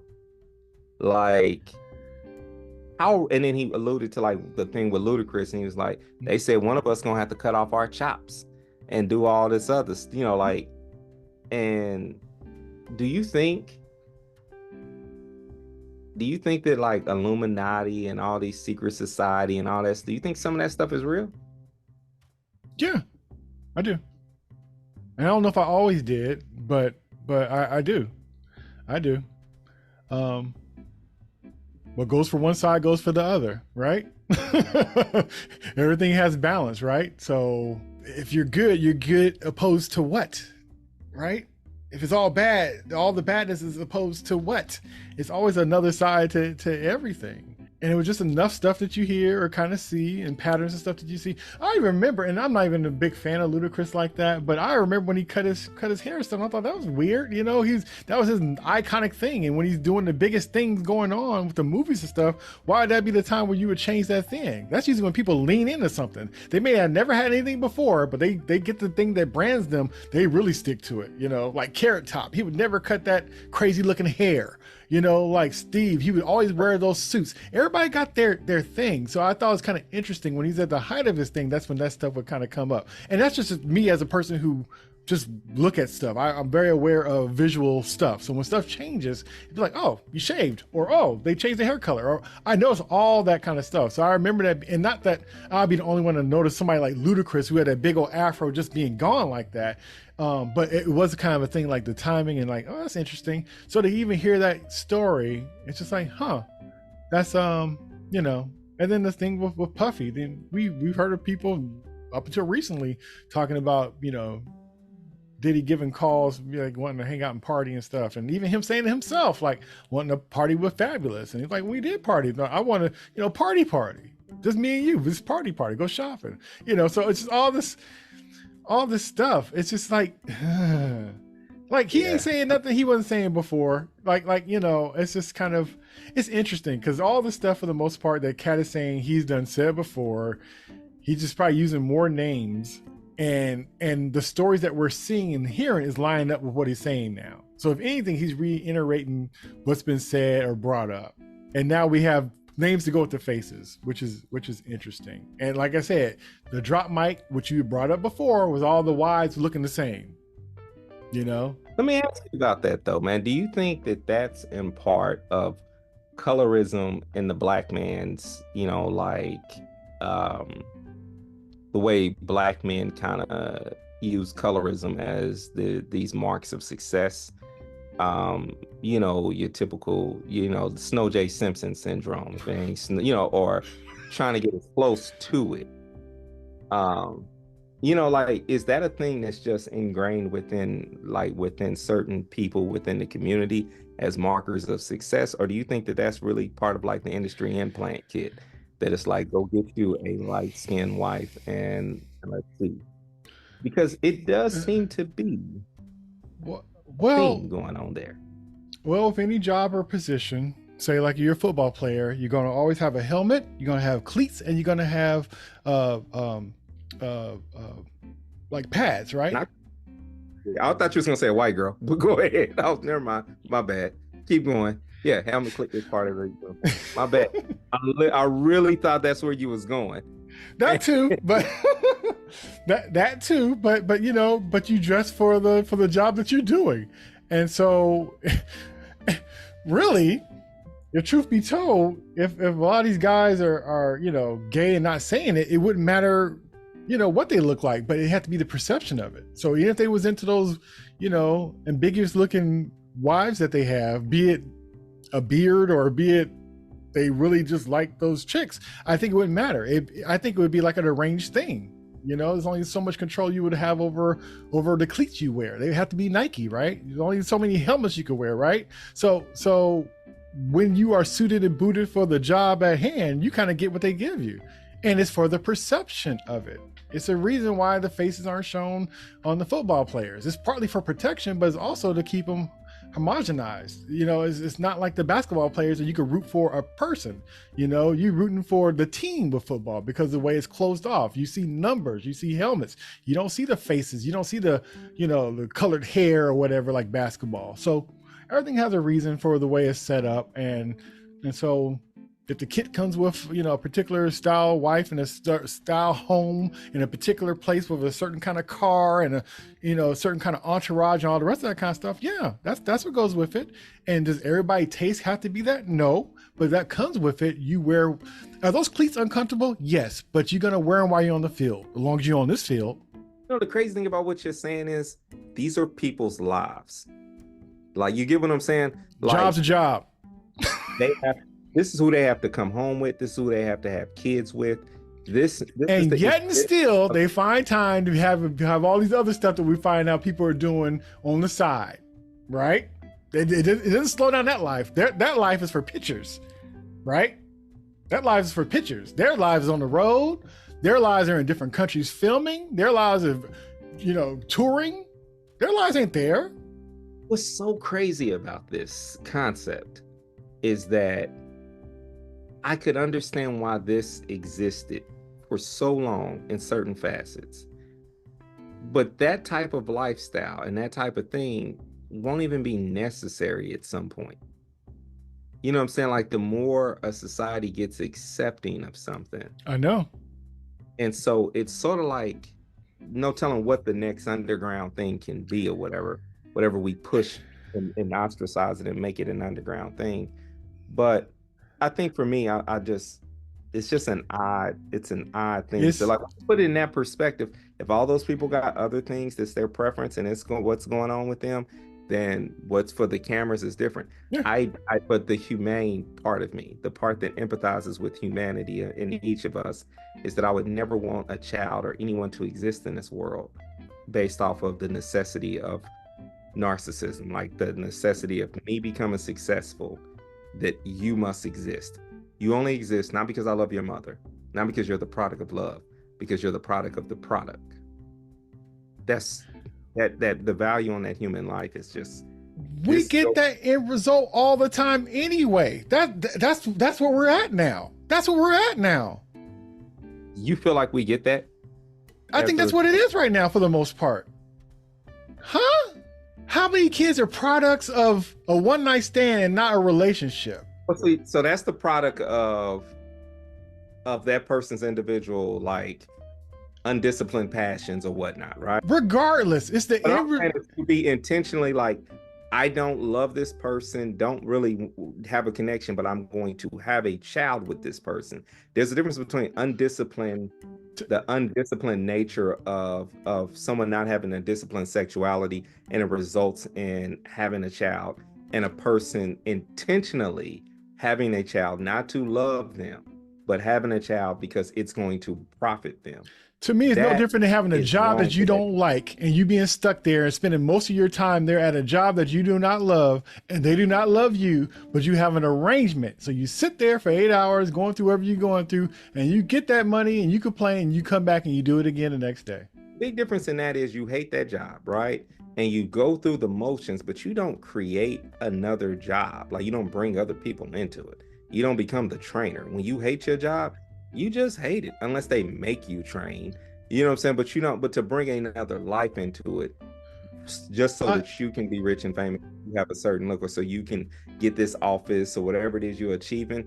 Like, to bring a child in this world, not just because you have a desire to nurture and love that child, is a horrific thing. I'm not saying they're not. I just feel like having a kid accidentally is totally different than intentionally having a child with someone 100% like, I'm doing this act is just to further my career. People do stuff like that for money. People will kill people for money and success. So how hard would it be to bring a life in if it still means to? That's almost like, do people have more kids to get more benefits? That's a Republican. No. I'm just no. Yeah. No. Yeah, I get it. I mean, some people do. I'm not Republican. No. But I'm not. I know you had to do that disclaimer. I was not in. No. No. But I understand. But that's the welfare queen trope that the Reagan administration used.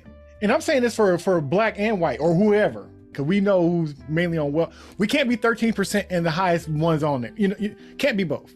when you're moving for things like money and power and success, stuff like that, then yeah, I think people disregard all rationality or what's right or morals or anything. And if people are killing for that kind of stuff, people are probably bringing people into this life, into this world for the same reason.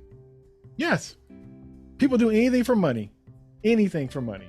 And it's unfortunate, but yeah.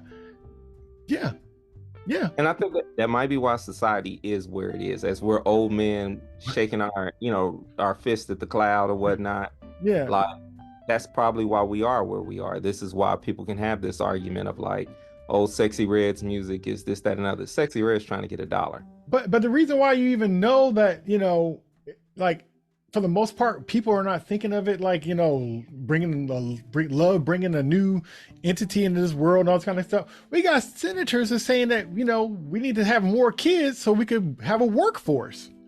Are you thinking they care about who finding their true love and having a baby and that whole mind frame of children being a product, from slave times? You think they care if somebody's in love with somebody? No, you're gonna have me a baby to make it. Well, I'm not saying it's new. No. I'm just saying. I am saying it's evil. It is. Yeah. We're not disagreeing on that.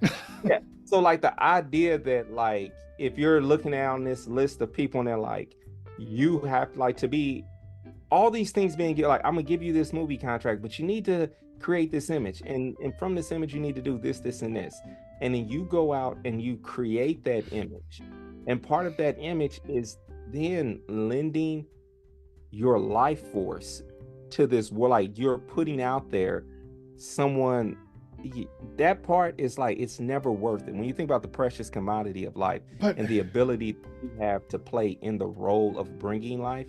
For people to not have and I think the one thing that creates that pressure is still systematic racism within itself, where you take a bunch of black men who ain't never had nothing, you say, I'm gonna give you something, but you can breed for me just the same way your great grandfather had to breed, and just the same way, and if it goes right back to, why would you wrap yourself back up into slave chains when they're clearly not even saying, here's a necktie, could you please hang yourself?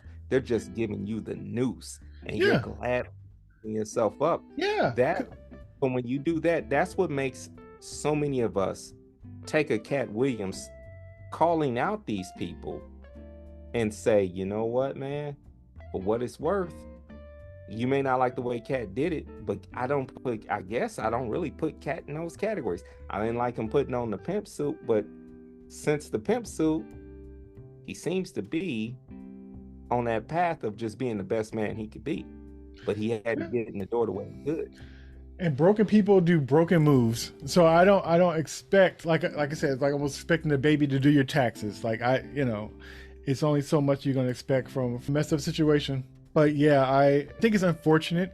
I think that's why a lot of the people, like the musicians and actors and all that kinds of comedians and stuff, that's why they be falling apart. I think like what Dave Chappelle said years ago in an interview, where you're seeing how people falling apart, like Martin Lawrence and Mariah Carey, like they're not weak people. They had to be strong to get where they were, but there's something that's going on that's just breaking these strong people. Yeah, I think that's one of the reasons why you see a Katt Williams and a Dave Chappelle consistently give a head nod to each other, and show each other love, because they get something that the other people aren't fully getting. And I think that does come from being like allowing life to break you in different ways. I think Dave's hang up on understanding that there is no such thing as freedom of speech has probably been the biggest heartbreak of his life that he's never been able to get over. And he champions trying to create that over and over. You can see it in his act. You can see it in like just the whole resistance of, hey, I can't say the F word, but I can say the N word, conversation he's had with Comedy Central. I see that as part of Dave's story, not the totality of it. But I will say that's what's currently being under fire is censorship in a big way. And it's almost kind of like if the alarm doesn't go off, some people question the smoke, right?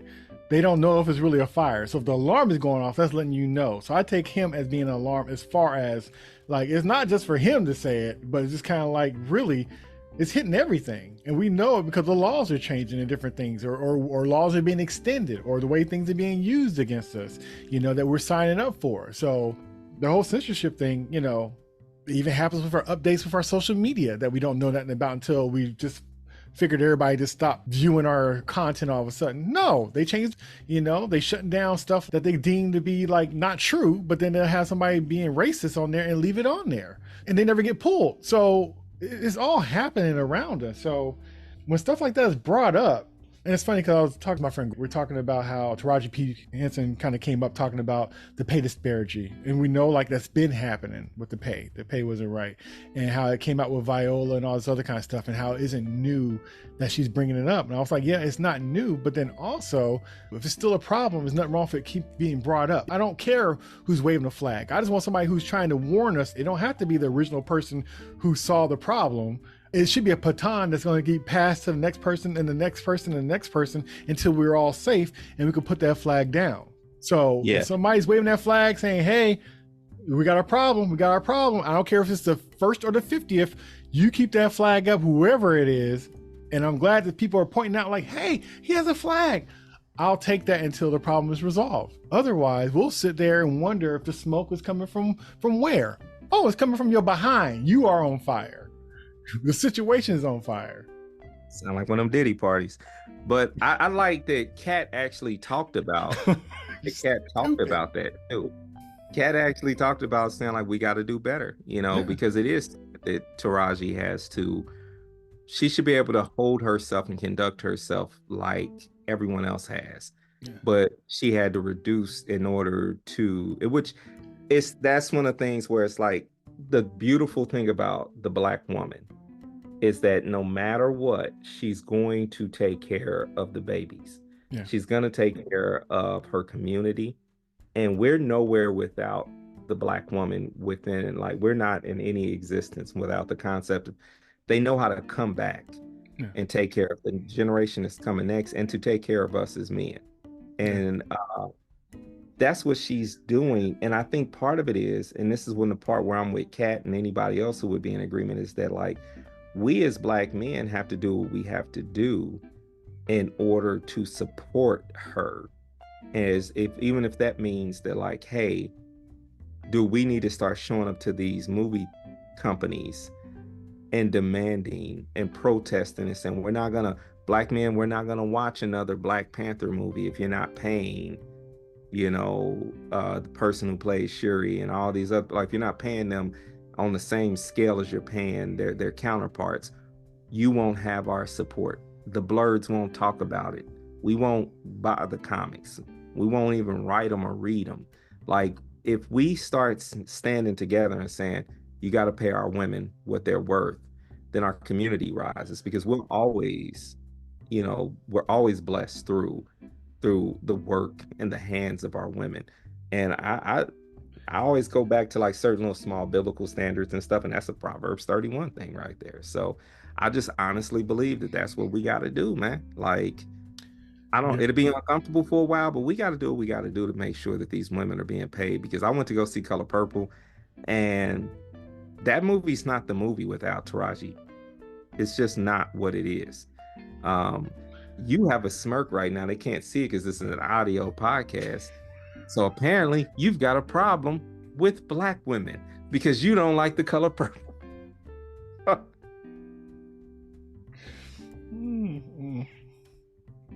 Sometimes Jay just lets me talk, and I just say stuff just to be fair.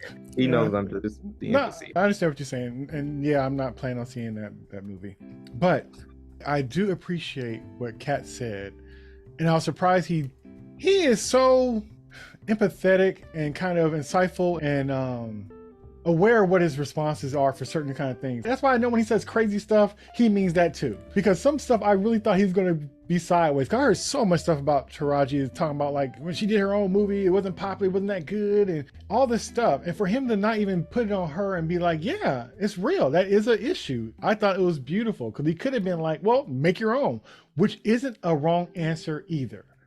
But he spoke to her situation, not his from the outside looking at her, but hers, and how she must feel and feel trapped with what she's dealing with and having to take that burden, right? Versus the pull yourself up kind of stuff. And so I appreciated that he did that. But then the other part of that too is that we got to start doing for ourselves too, because really we can't expect And we've seen now that if we don't do it for ourselves, it won't happen. You know what I mean? Otherwise, we're gonna get things where they'll give a gimme like Black Panther and it'll do well, and then it'll just go back to business as usual. And so that just goes to show that we are not a priority, and we have to be our own priority. And so if it's supporting anything, it'd be like supporting somebody doing their stuff more independent or something like that, or some of these folks who got money putting their stuff together and doing it that way. Because anything outside of that, we are still, we're not bypassing the third party. We're not. We're still in the same loop. You know, to Tyler Perry's credit, that is, and we have to put too, we are putting too much pressure on him. I can agree with that. He got brought up. Yeah, he did. But I definitely feel like one thing about Tyler Perry is that he was the first one to pay Taraji over $10,000. Like he paid her $500,000. He was the first to pay Cicely Tyson $1 million. You know, so like he's taking his wealth and he's distributing it in the same fashion that you could even almost accuse Katt with, you know, like the Melville Williams, like Walk of Fame sponsorship. You know, all those type of things are real. Right. And I can't give credit to that. Tyler Perry got brought up in this thing like a couple of different times. All right. So what did you think about what Katt said about Tyler Perry as far as like not really paying it forward, like he having all these people working for him, but you couldn't, if you bumped into him in the grocery store, you wouldn't know who none of those people were at all. Like nobody's basically that works with him is famous or could do on their own. I think the track history shows that that's not necessarily true. When the talent is there, it rises. We know Tika Sumpter. We know he gives New Jacks a chance. He gives especially Atlanta-based New Jacks, you know, that ain't in Hollywood. He gives them a chance, and they be around. And then some of them in the cream of the crop kind of thing, like they rise. The ones that are stars rise. Now they probably are. They're not independently wealthy in a way that changes their lives, but they're probably going to get more than if they was in Hollywood as bit actors. I think Katt was speaking more behind the scenes. That's why I was kind of assuming he was speaking to, because we know that the actors that, because Taraji is a person that worked with him. Yeah. So I thought he was speaking more like behind the scenes. Like you remember he was saying before, like you would appreciate if he would kind of like pass it to more women writers and more directors instead, you know, and all that kind of stuff. I think Katt was kind of speaking to that. More so than actors. I wish he would have said it more clear, because on the surface level, it's like, it's not, you know, he's not wrong also. Like, even if you kept it on the surface level when you were talking about pay. Yes. You know, there's a reason that Tyler Perry has this formula of stick, like it pays for him to stick with the new people. It's not just because he believes so much in the new cats. Right. Like, he really, it's just cheaper to say, all right, Taraji, you didn't hit this 500,000 mark. I got to go ahead and get Tika. Now, Tika Sumpter, you didn't reach this point. Okay. You got to finish up your contract, and we probably gonna ever work together again. Finish up your half and half nots contract and go make real money somewhere else. Like, I do think that that's kind of, there's some people who stay on certain levels, and you know, but I think that could he do better in different areas? Yeah, probably, because I think we've talked about this when we talked about Tyler Perry, is that the absolute control that he has over it is so narcissistic that it's painful to see that he feels that it's like, yo, but he has a brand and he's wearing it out. He's getting it while they're getting as good. And he's not the first one to do this. And like I said, it might be a deep dive for me to say this, but Oscar Micheaux, same thing. He made the movies he wanted to make when he was the only Black filmmaker, so to speak, and had the formula. There were a few other Black people making films at the time, but he was the only one who was consistently had a studio and was consistently getting his Black film. And this is the silent film era, you know what I'm saying? And he was there at the beginning of the sound, you know, era as well, heavy. But this Black man did it before that way. People didn't like the way Stephen Fetchit did it. You know, the way people use him as a blight, like they talk to him as a blight on the Black community, but we wouldn't have Black Hollywood without his contribution, not just because of what he did, but like the things he did with the wealth that he obtained. He went and did some ugly things, but then he came back and made sure that he started things and he funded people's movies and he gave us what he could from it. Same thing with Amos and Andy. They were the only ones putting Black people on TV. And then the NAACP said, you got to go away. Now, I've said that before in other episodes. But what I'm getting at is no black, and this is the whole thing that we come across now in this era of truth that we're going to kind of like go into in this 2024 season. Yeah. Because we've been so desperate for a hero, that I think that our savior complex is going to put us in a situation where I believe, and this is just from my own belief system, that a true God is a God that's going to be like, yo, when we're praising celebrity culture and we're looking at these people a certain way, I believe that God will allow the truth to be revealed so that you can see the true living God, like so that you can actually see what's real. And so I'm not even putting a cap on that and saying like Jesus or anything like that. I'm saying like for all of us, because it ain't just Christians who got a problem with idolization of these celebrities. It's also other religions, people from other religions. I can't speak on them because I'm not a part of those. Yeah. But you get what I'm saying. It's the human nature. And I do believe that those things to be exposed because we're just humans. And it comes a point in a season and a time in each of our lives where we need to really realize that like these people are just like us. And man, I tell you what, this interview for me, my last kind of take on some of the stuff from my point of view is that it's refreshing and entertaining, and it's okay to just be entertained. I didn't love any of these people enough to where I'm shocked. Yeah. And I can understand the respect that I could see that Katt, like even when they talked about Prince. Well, who don't love Prince, right? Yeah. And he talked his relationship. He didn't try to oversell it too much. No. It was almost like I'd rather keep this in my back pocket. Yeah. Because you say the wrong thing, people love Prince. Nobody care about no Steve Harvey. Nobody really know Steve Harvey's like that. You see what I'm saying? So you can talk about busting Cedric the Entertainer in the stomach. You talk about Michael Blackston and Donald or Faison Love. Faison really caught the hardest phase. He called him a fat Faison lie. Like he creating new sayings and stuff.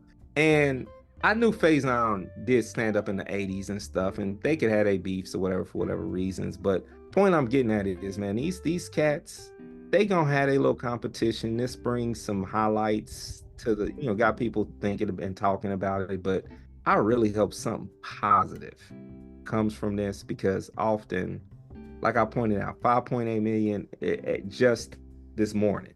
So I'm pretty sure it's already at 8 million or something like that. Who getting all that money? It ain't gonna be Shannon, it ain't gonna be Katt. Right. It got 2 hours. It got us to watch it for 2 hours and 45 minutes. Wow, we can't even sit in. If your sermon go over 30 minutes, you leaving church with an attitude. He long-winded. We watch Katt for 2 hours and 45 minutes. But it's weird, man. But just imagine if it was on a black platform. I'm just glad, like, you know what? Because most people in this situation, they would have went on Vlad. So at least I'm glad they went on this show. But I even wish that it was on a show that was on a black-owned network, because this could have been a thing that would give them the funding to, it could have been on Fanbase if he work their system out so they could have more money to fund to upgrade their, all that stuff. But it's interesting, man. I guess one of the last topics that we hit on before we head out, his comment about Jonathan Majors, and not just his situation of his recent court situation. But the sell of the image of certain black men. And I don't think he was trying to be messy, but man, it was so true in a way. Like, to me, I didn't take it as a dig to Jonathan Majors, even though it kind of was a dig, but it was almost like it wasn't about him. It was about the situation of how things are presented and set up and what this means if you give you that, and how when he made the comment talking about, like, by the time you get through a few, you won't even be able to read a comic book. I think they're taking everything away from you. It was just like, but it's true. If they make you, they own you, they can take you out. It's like, like the joke, that mom's saying, or dad's talking about, I brought you into this world, I can take you out. It's literally that. The build up and all that kind of stuff, talking about like, he's not the traditional good looking guy that Hollywood normally accepts and all this other kind of stuff. And it's been presented and he's been tried around for a few years, and they're making him into the most sexy man and all this other kind of stuff. And then, And then he falls into this situation. And even the thing with his woman being white, and he's talking about like, I don't have anything about white women, but am I afraid of white women? Like, yeah, like I know what that means to have that situation. And so he's not saying things are wrong, but he's also kind of saying, I'm aware of the situation and I'm going to move accordingly because of the situation. But I'm not hating anything. I'm acknowledging the game board that I'm on, and I'm acknowledging the rules to that game, and I will apply to them because I don't want the problems that could come from losing that game. No, I 100%. When he said it, I've been feeling that way too, and I'd actually discussed that with a close friend too, where she was a huge fan of him, and then became instantly not a fan. So he went from being one of the sexiest men in the world to her, to then not being that anymore, for two major reasons. One, the woman who was accusing him, so that was instantly like a turnoff for her. Yep. And then two, it was that he could be guilty of the accusations. Yeah. So it was a persona that she became attracted to. And so just as easily as they made that persona, putting him in, remember there was the whole issue of when Creed's promotional thing, that was like they got him hugging another man and he's dressed kind of ambiguous, like, so all these different things were part of the image that they were creating for him. And then once they were done with him, it was like, all right, you're back to being ordinary, for lack of a better term, ordinary. And so it's like, we'll see what happens from that. But it's funny because, for what it's worth, as a person who's followed like Megan Good's story, right, a little bit. Yeah. I don't know if, I feel like she's one of those people who was married to Hollywood for so long and matter of fact, she was in the first Friday. She was the little girl on the ice cream truck on Friday. So like, as a person who's been around it, was married to a Hollywood executive all those years, who's fitting those images and everything, I don't think it was the image or the persona. I think there might be some legitimacy to like her being with someone like that, like, like that there's something about him as a Black man in need. And this goes to the point I was making earlier about the appreciation of the Black woman. She seems to always be there when she's needed, even if we're not worthy of her presence. I will say, even though Katt, the way he summed it up was kind of funny, and it's almost like they made you, to me, and for I'm sure for a lot of folks, he earned his place for me. That's why when the stuff came up, it didn't phase how I felt about him. I liked him in Last Black Man in San Francisco and the other movies that he did. I think he was the best part of the Ant-Man. I thought he made a good Kang the Conqueror. So to me, I liked him in Creed. So I liked his acting. I thought, he looked different. He's a different looking guy, but his acting was impeccable. And so for that, I appreciate him. So when stuff started kind of like being questioned and coming up, it didn't change how I felt about him, because to me, he kind of earned his place. And so, like I said, so people who genuinely liked him, that's almost like people with musicians and stuff. Some people, like the pop song, and that's the only reason why they like the artist, but don't like nothing else they do. I remember going to a Prince concert, and he was on his Emancipation album, a 3-album CD. And I was sitting next to somebody who's waiting for him to do the song Purple Rain. I'm like, sweetie, he might not do Purple Rain. Purple Rain was so long ago since this, and he got 3 albums worth of music that he might be doing tonight. You'd be lucky if you get like a little melody with Purple Rain in it. And so some people will go there to that concert, don't hear Purple Rain, and think that Prince is awful, versus the people who he earned his place with. And he could, like this movie was saying, like this joke in the movie, talking about they'll buy it if he's farting on a snare drum. Like, he could have been sitting there farting on a snare drum and people would love what he's doing. So some people just love because he earned their place with him, and others, they just like him for the one hit. And if he don't do that hit, they don't like him. So it's just how fan bases go, but you always, if you, like Katt said, going the slow way and earning it, it's not as easily taken down. They'll give you credit where other people, that they were built up in a certain kind of way, you wouldn't give them the credit because you didn't earn it with them. So it's kind of like, well, I took the long road, but when I go to jail, do they cancel me? No. He said, I just make sure I don't do anything that's going to hurt them, where they'll have to go back, because he know I'm going to come back and see him and I'll have to explain myself. So even so, he's saying he has to be accountable to his fan base. Is a beautiful thing.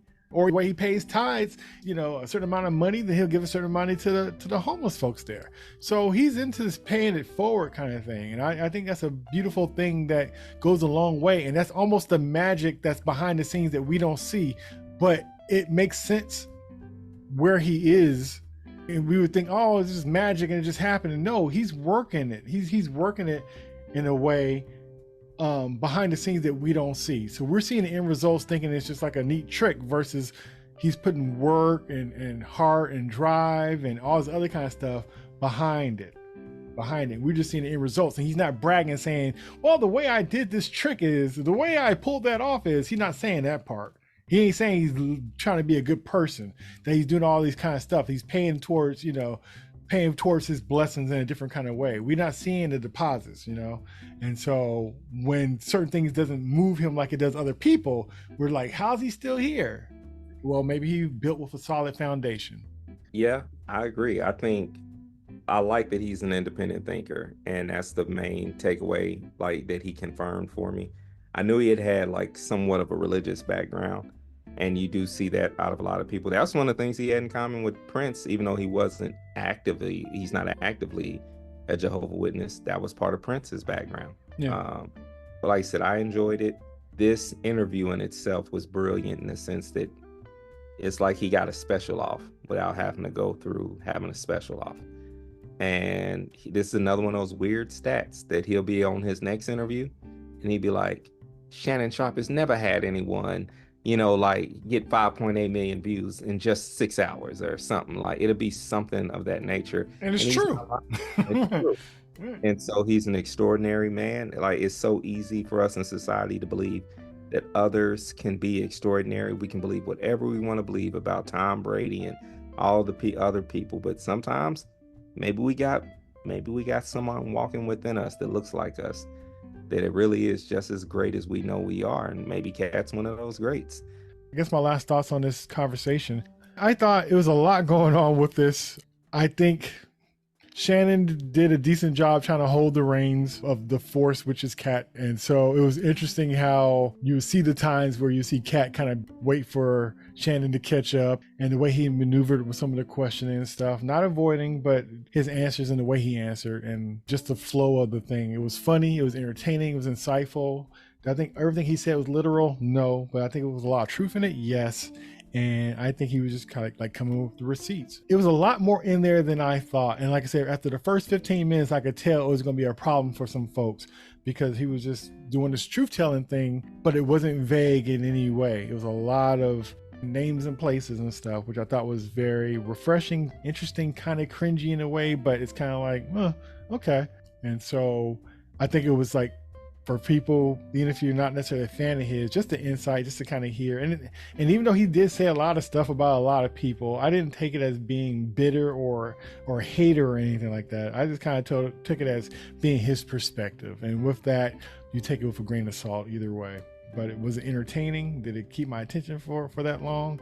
Yes, it did. Did it have me going back? Did it have me questioning or wondering what people thoughts was going to be on it, or the people he was referring to, their responses and stuff?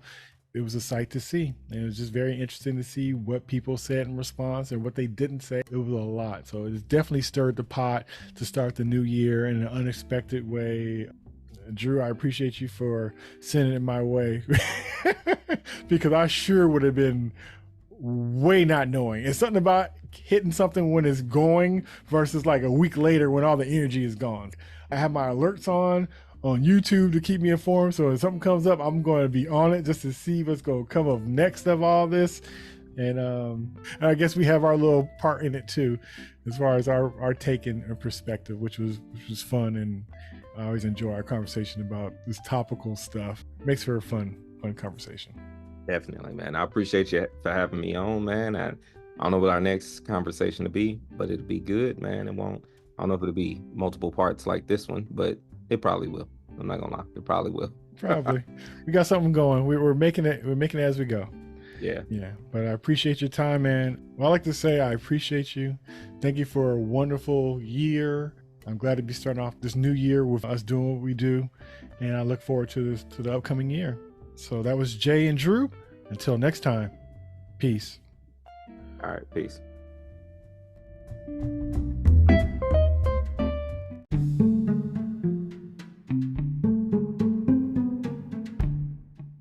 But you talking about working a crowd. I'm talking about like making people like leave the audience. Was Paul Mooney. He would come out to the Bay Area every December and do a show, and he would donate all his money to the Black Repertory Theater, and he was just so funny. He would just run folks out of that place. It was just like, matter of fact, I didn't know he was even known for that, but it was funny to see it happen. And it was like when I was leaving out, because it's like having a show that was coming on after we had left, and he was like, "Did they get him? Did they get him?" Like the audience was just excited for him, just roasting people and making them to the point where they would just leave the theater, and it was just like, I've never seen anything like it, but I really appreciated his stand-up a lot, and his the way he kind of worked the crowd, and he just like throw up a topic and let's talk about it, and he just kind of way of bringing people in. Let me ask you a question, man. And this is somewhat Paul Mooney related, right? Okay.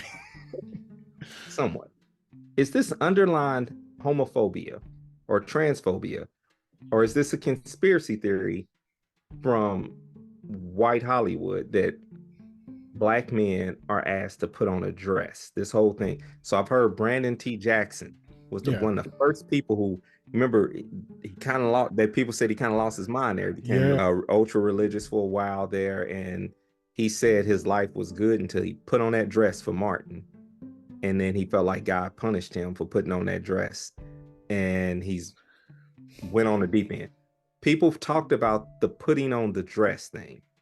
I want to say it was Dick Gregory was maybe one of the first people who didn't even go deep into it. But like people have said it for years that like white America is interested in making and demasculating the Black man. So they put the dress on. I always feel like that's one of those in my mind. I feel like there could be some validity to it, right? You're right. But then I also feel like sometimes some controversies are handcrafted within the community. And I don't know if it's just to further a homophobic and transphobic way of thinking. Just putting in. So Ricky Smiley in his response today was like, yeah, I did a character and I did it for the sake of funniness. That don't make me less or more of a man. So what's your thoughts about that? Leave it to you. Leave it to you to ask these questions. I'm gonna say it the best way I can. Do I think that there's less obvious ways to demasculate men? Yes. Especially Black men, yes. I think a lot of things in society is set up that way, to the point where if you pointed it out, you would seem almost crazy and seem like you were yelling at the sky for no reason. Do I think that there are rituals and things that may seem slight?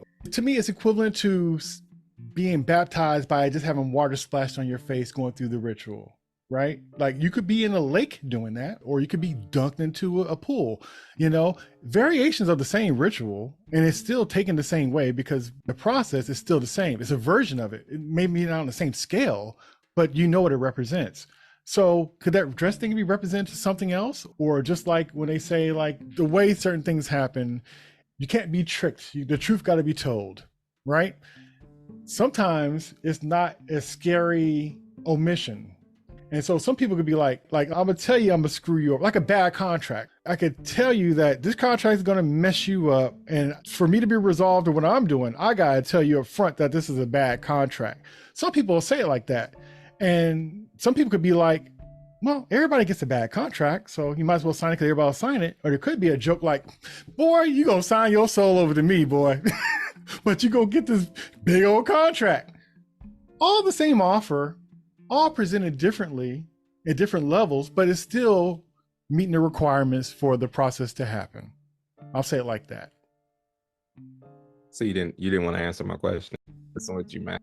Some things are undeniable. Really? I think if a lot of people have issues with it, then just don't do it. It's almost kind of like you get what you accept. And so do I think it's strange that, it's a thing? Like the fact that it's a thing to me says enough. You know what I mean? Even if it's not true, if enough people are leaning that way, let's just say it is a thing and maybe not do it and let it be fine. It's not done. And if it's not such a big deal, then what's the pushback on the other side? What is all that? What is all that? I think we talked about this before in the Kirk Franklin thing, where it was just like, lines are kind of being erased, and it's almost like, I don't know. I think there's a lot of stuff going on. And the more I kind of just being around long enough and seeing certain things, or just seeing stuff for yourself and truths kind of coming out about things, it's like the stuff that I think that we're thinking is very light and not a big deal is probably bigger than we think. And when we start realizing that, I think we're held accountable in a different kind of way. Everybody's individual journey of how they live and stuff like that, but the more you know, the more you are responsible for. And so if something is a big deal to you and it goes against you personally, like you feel like it's not right, then by all means do not do it, regardless of if it's anything to it or not, you know.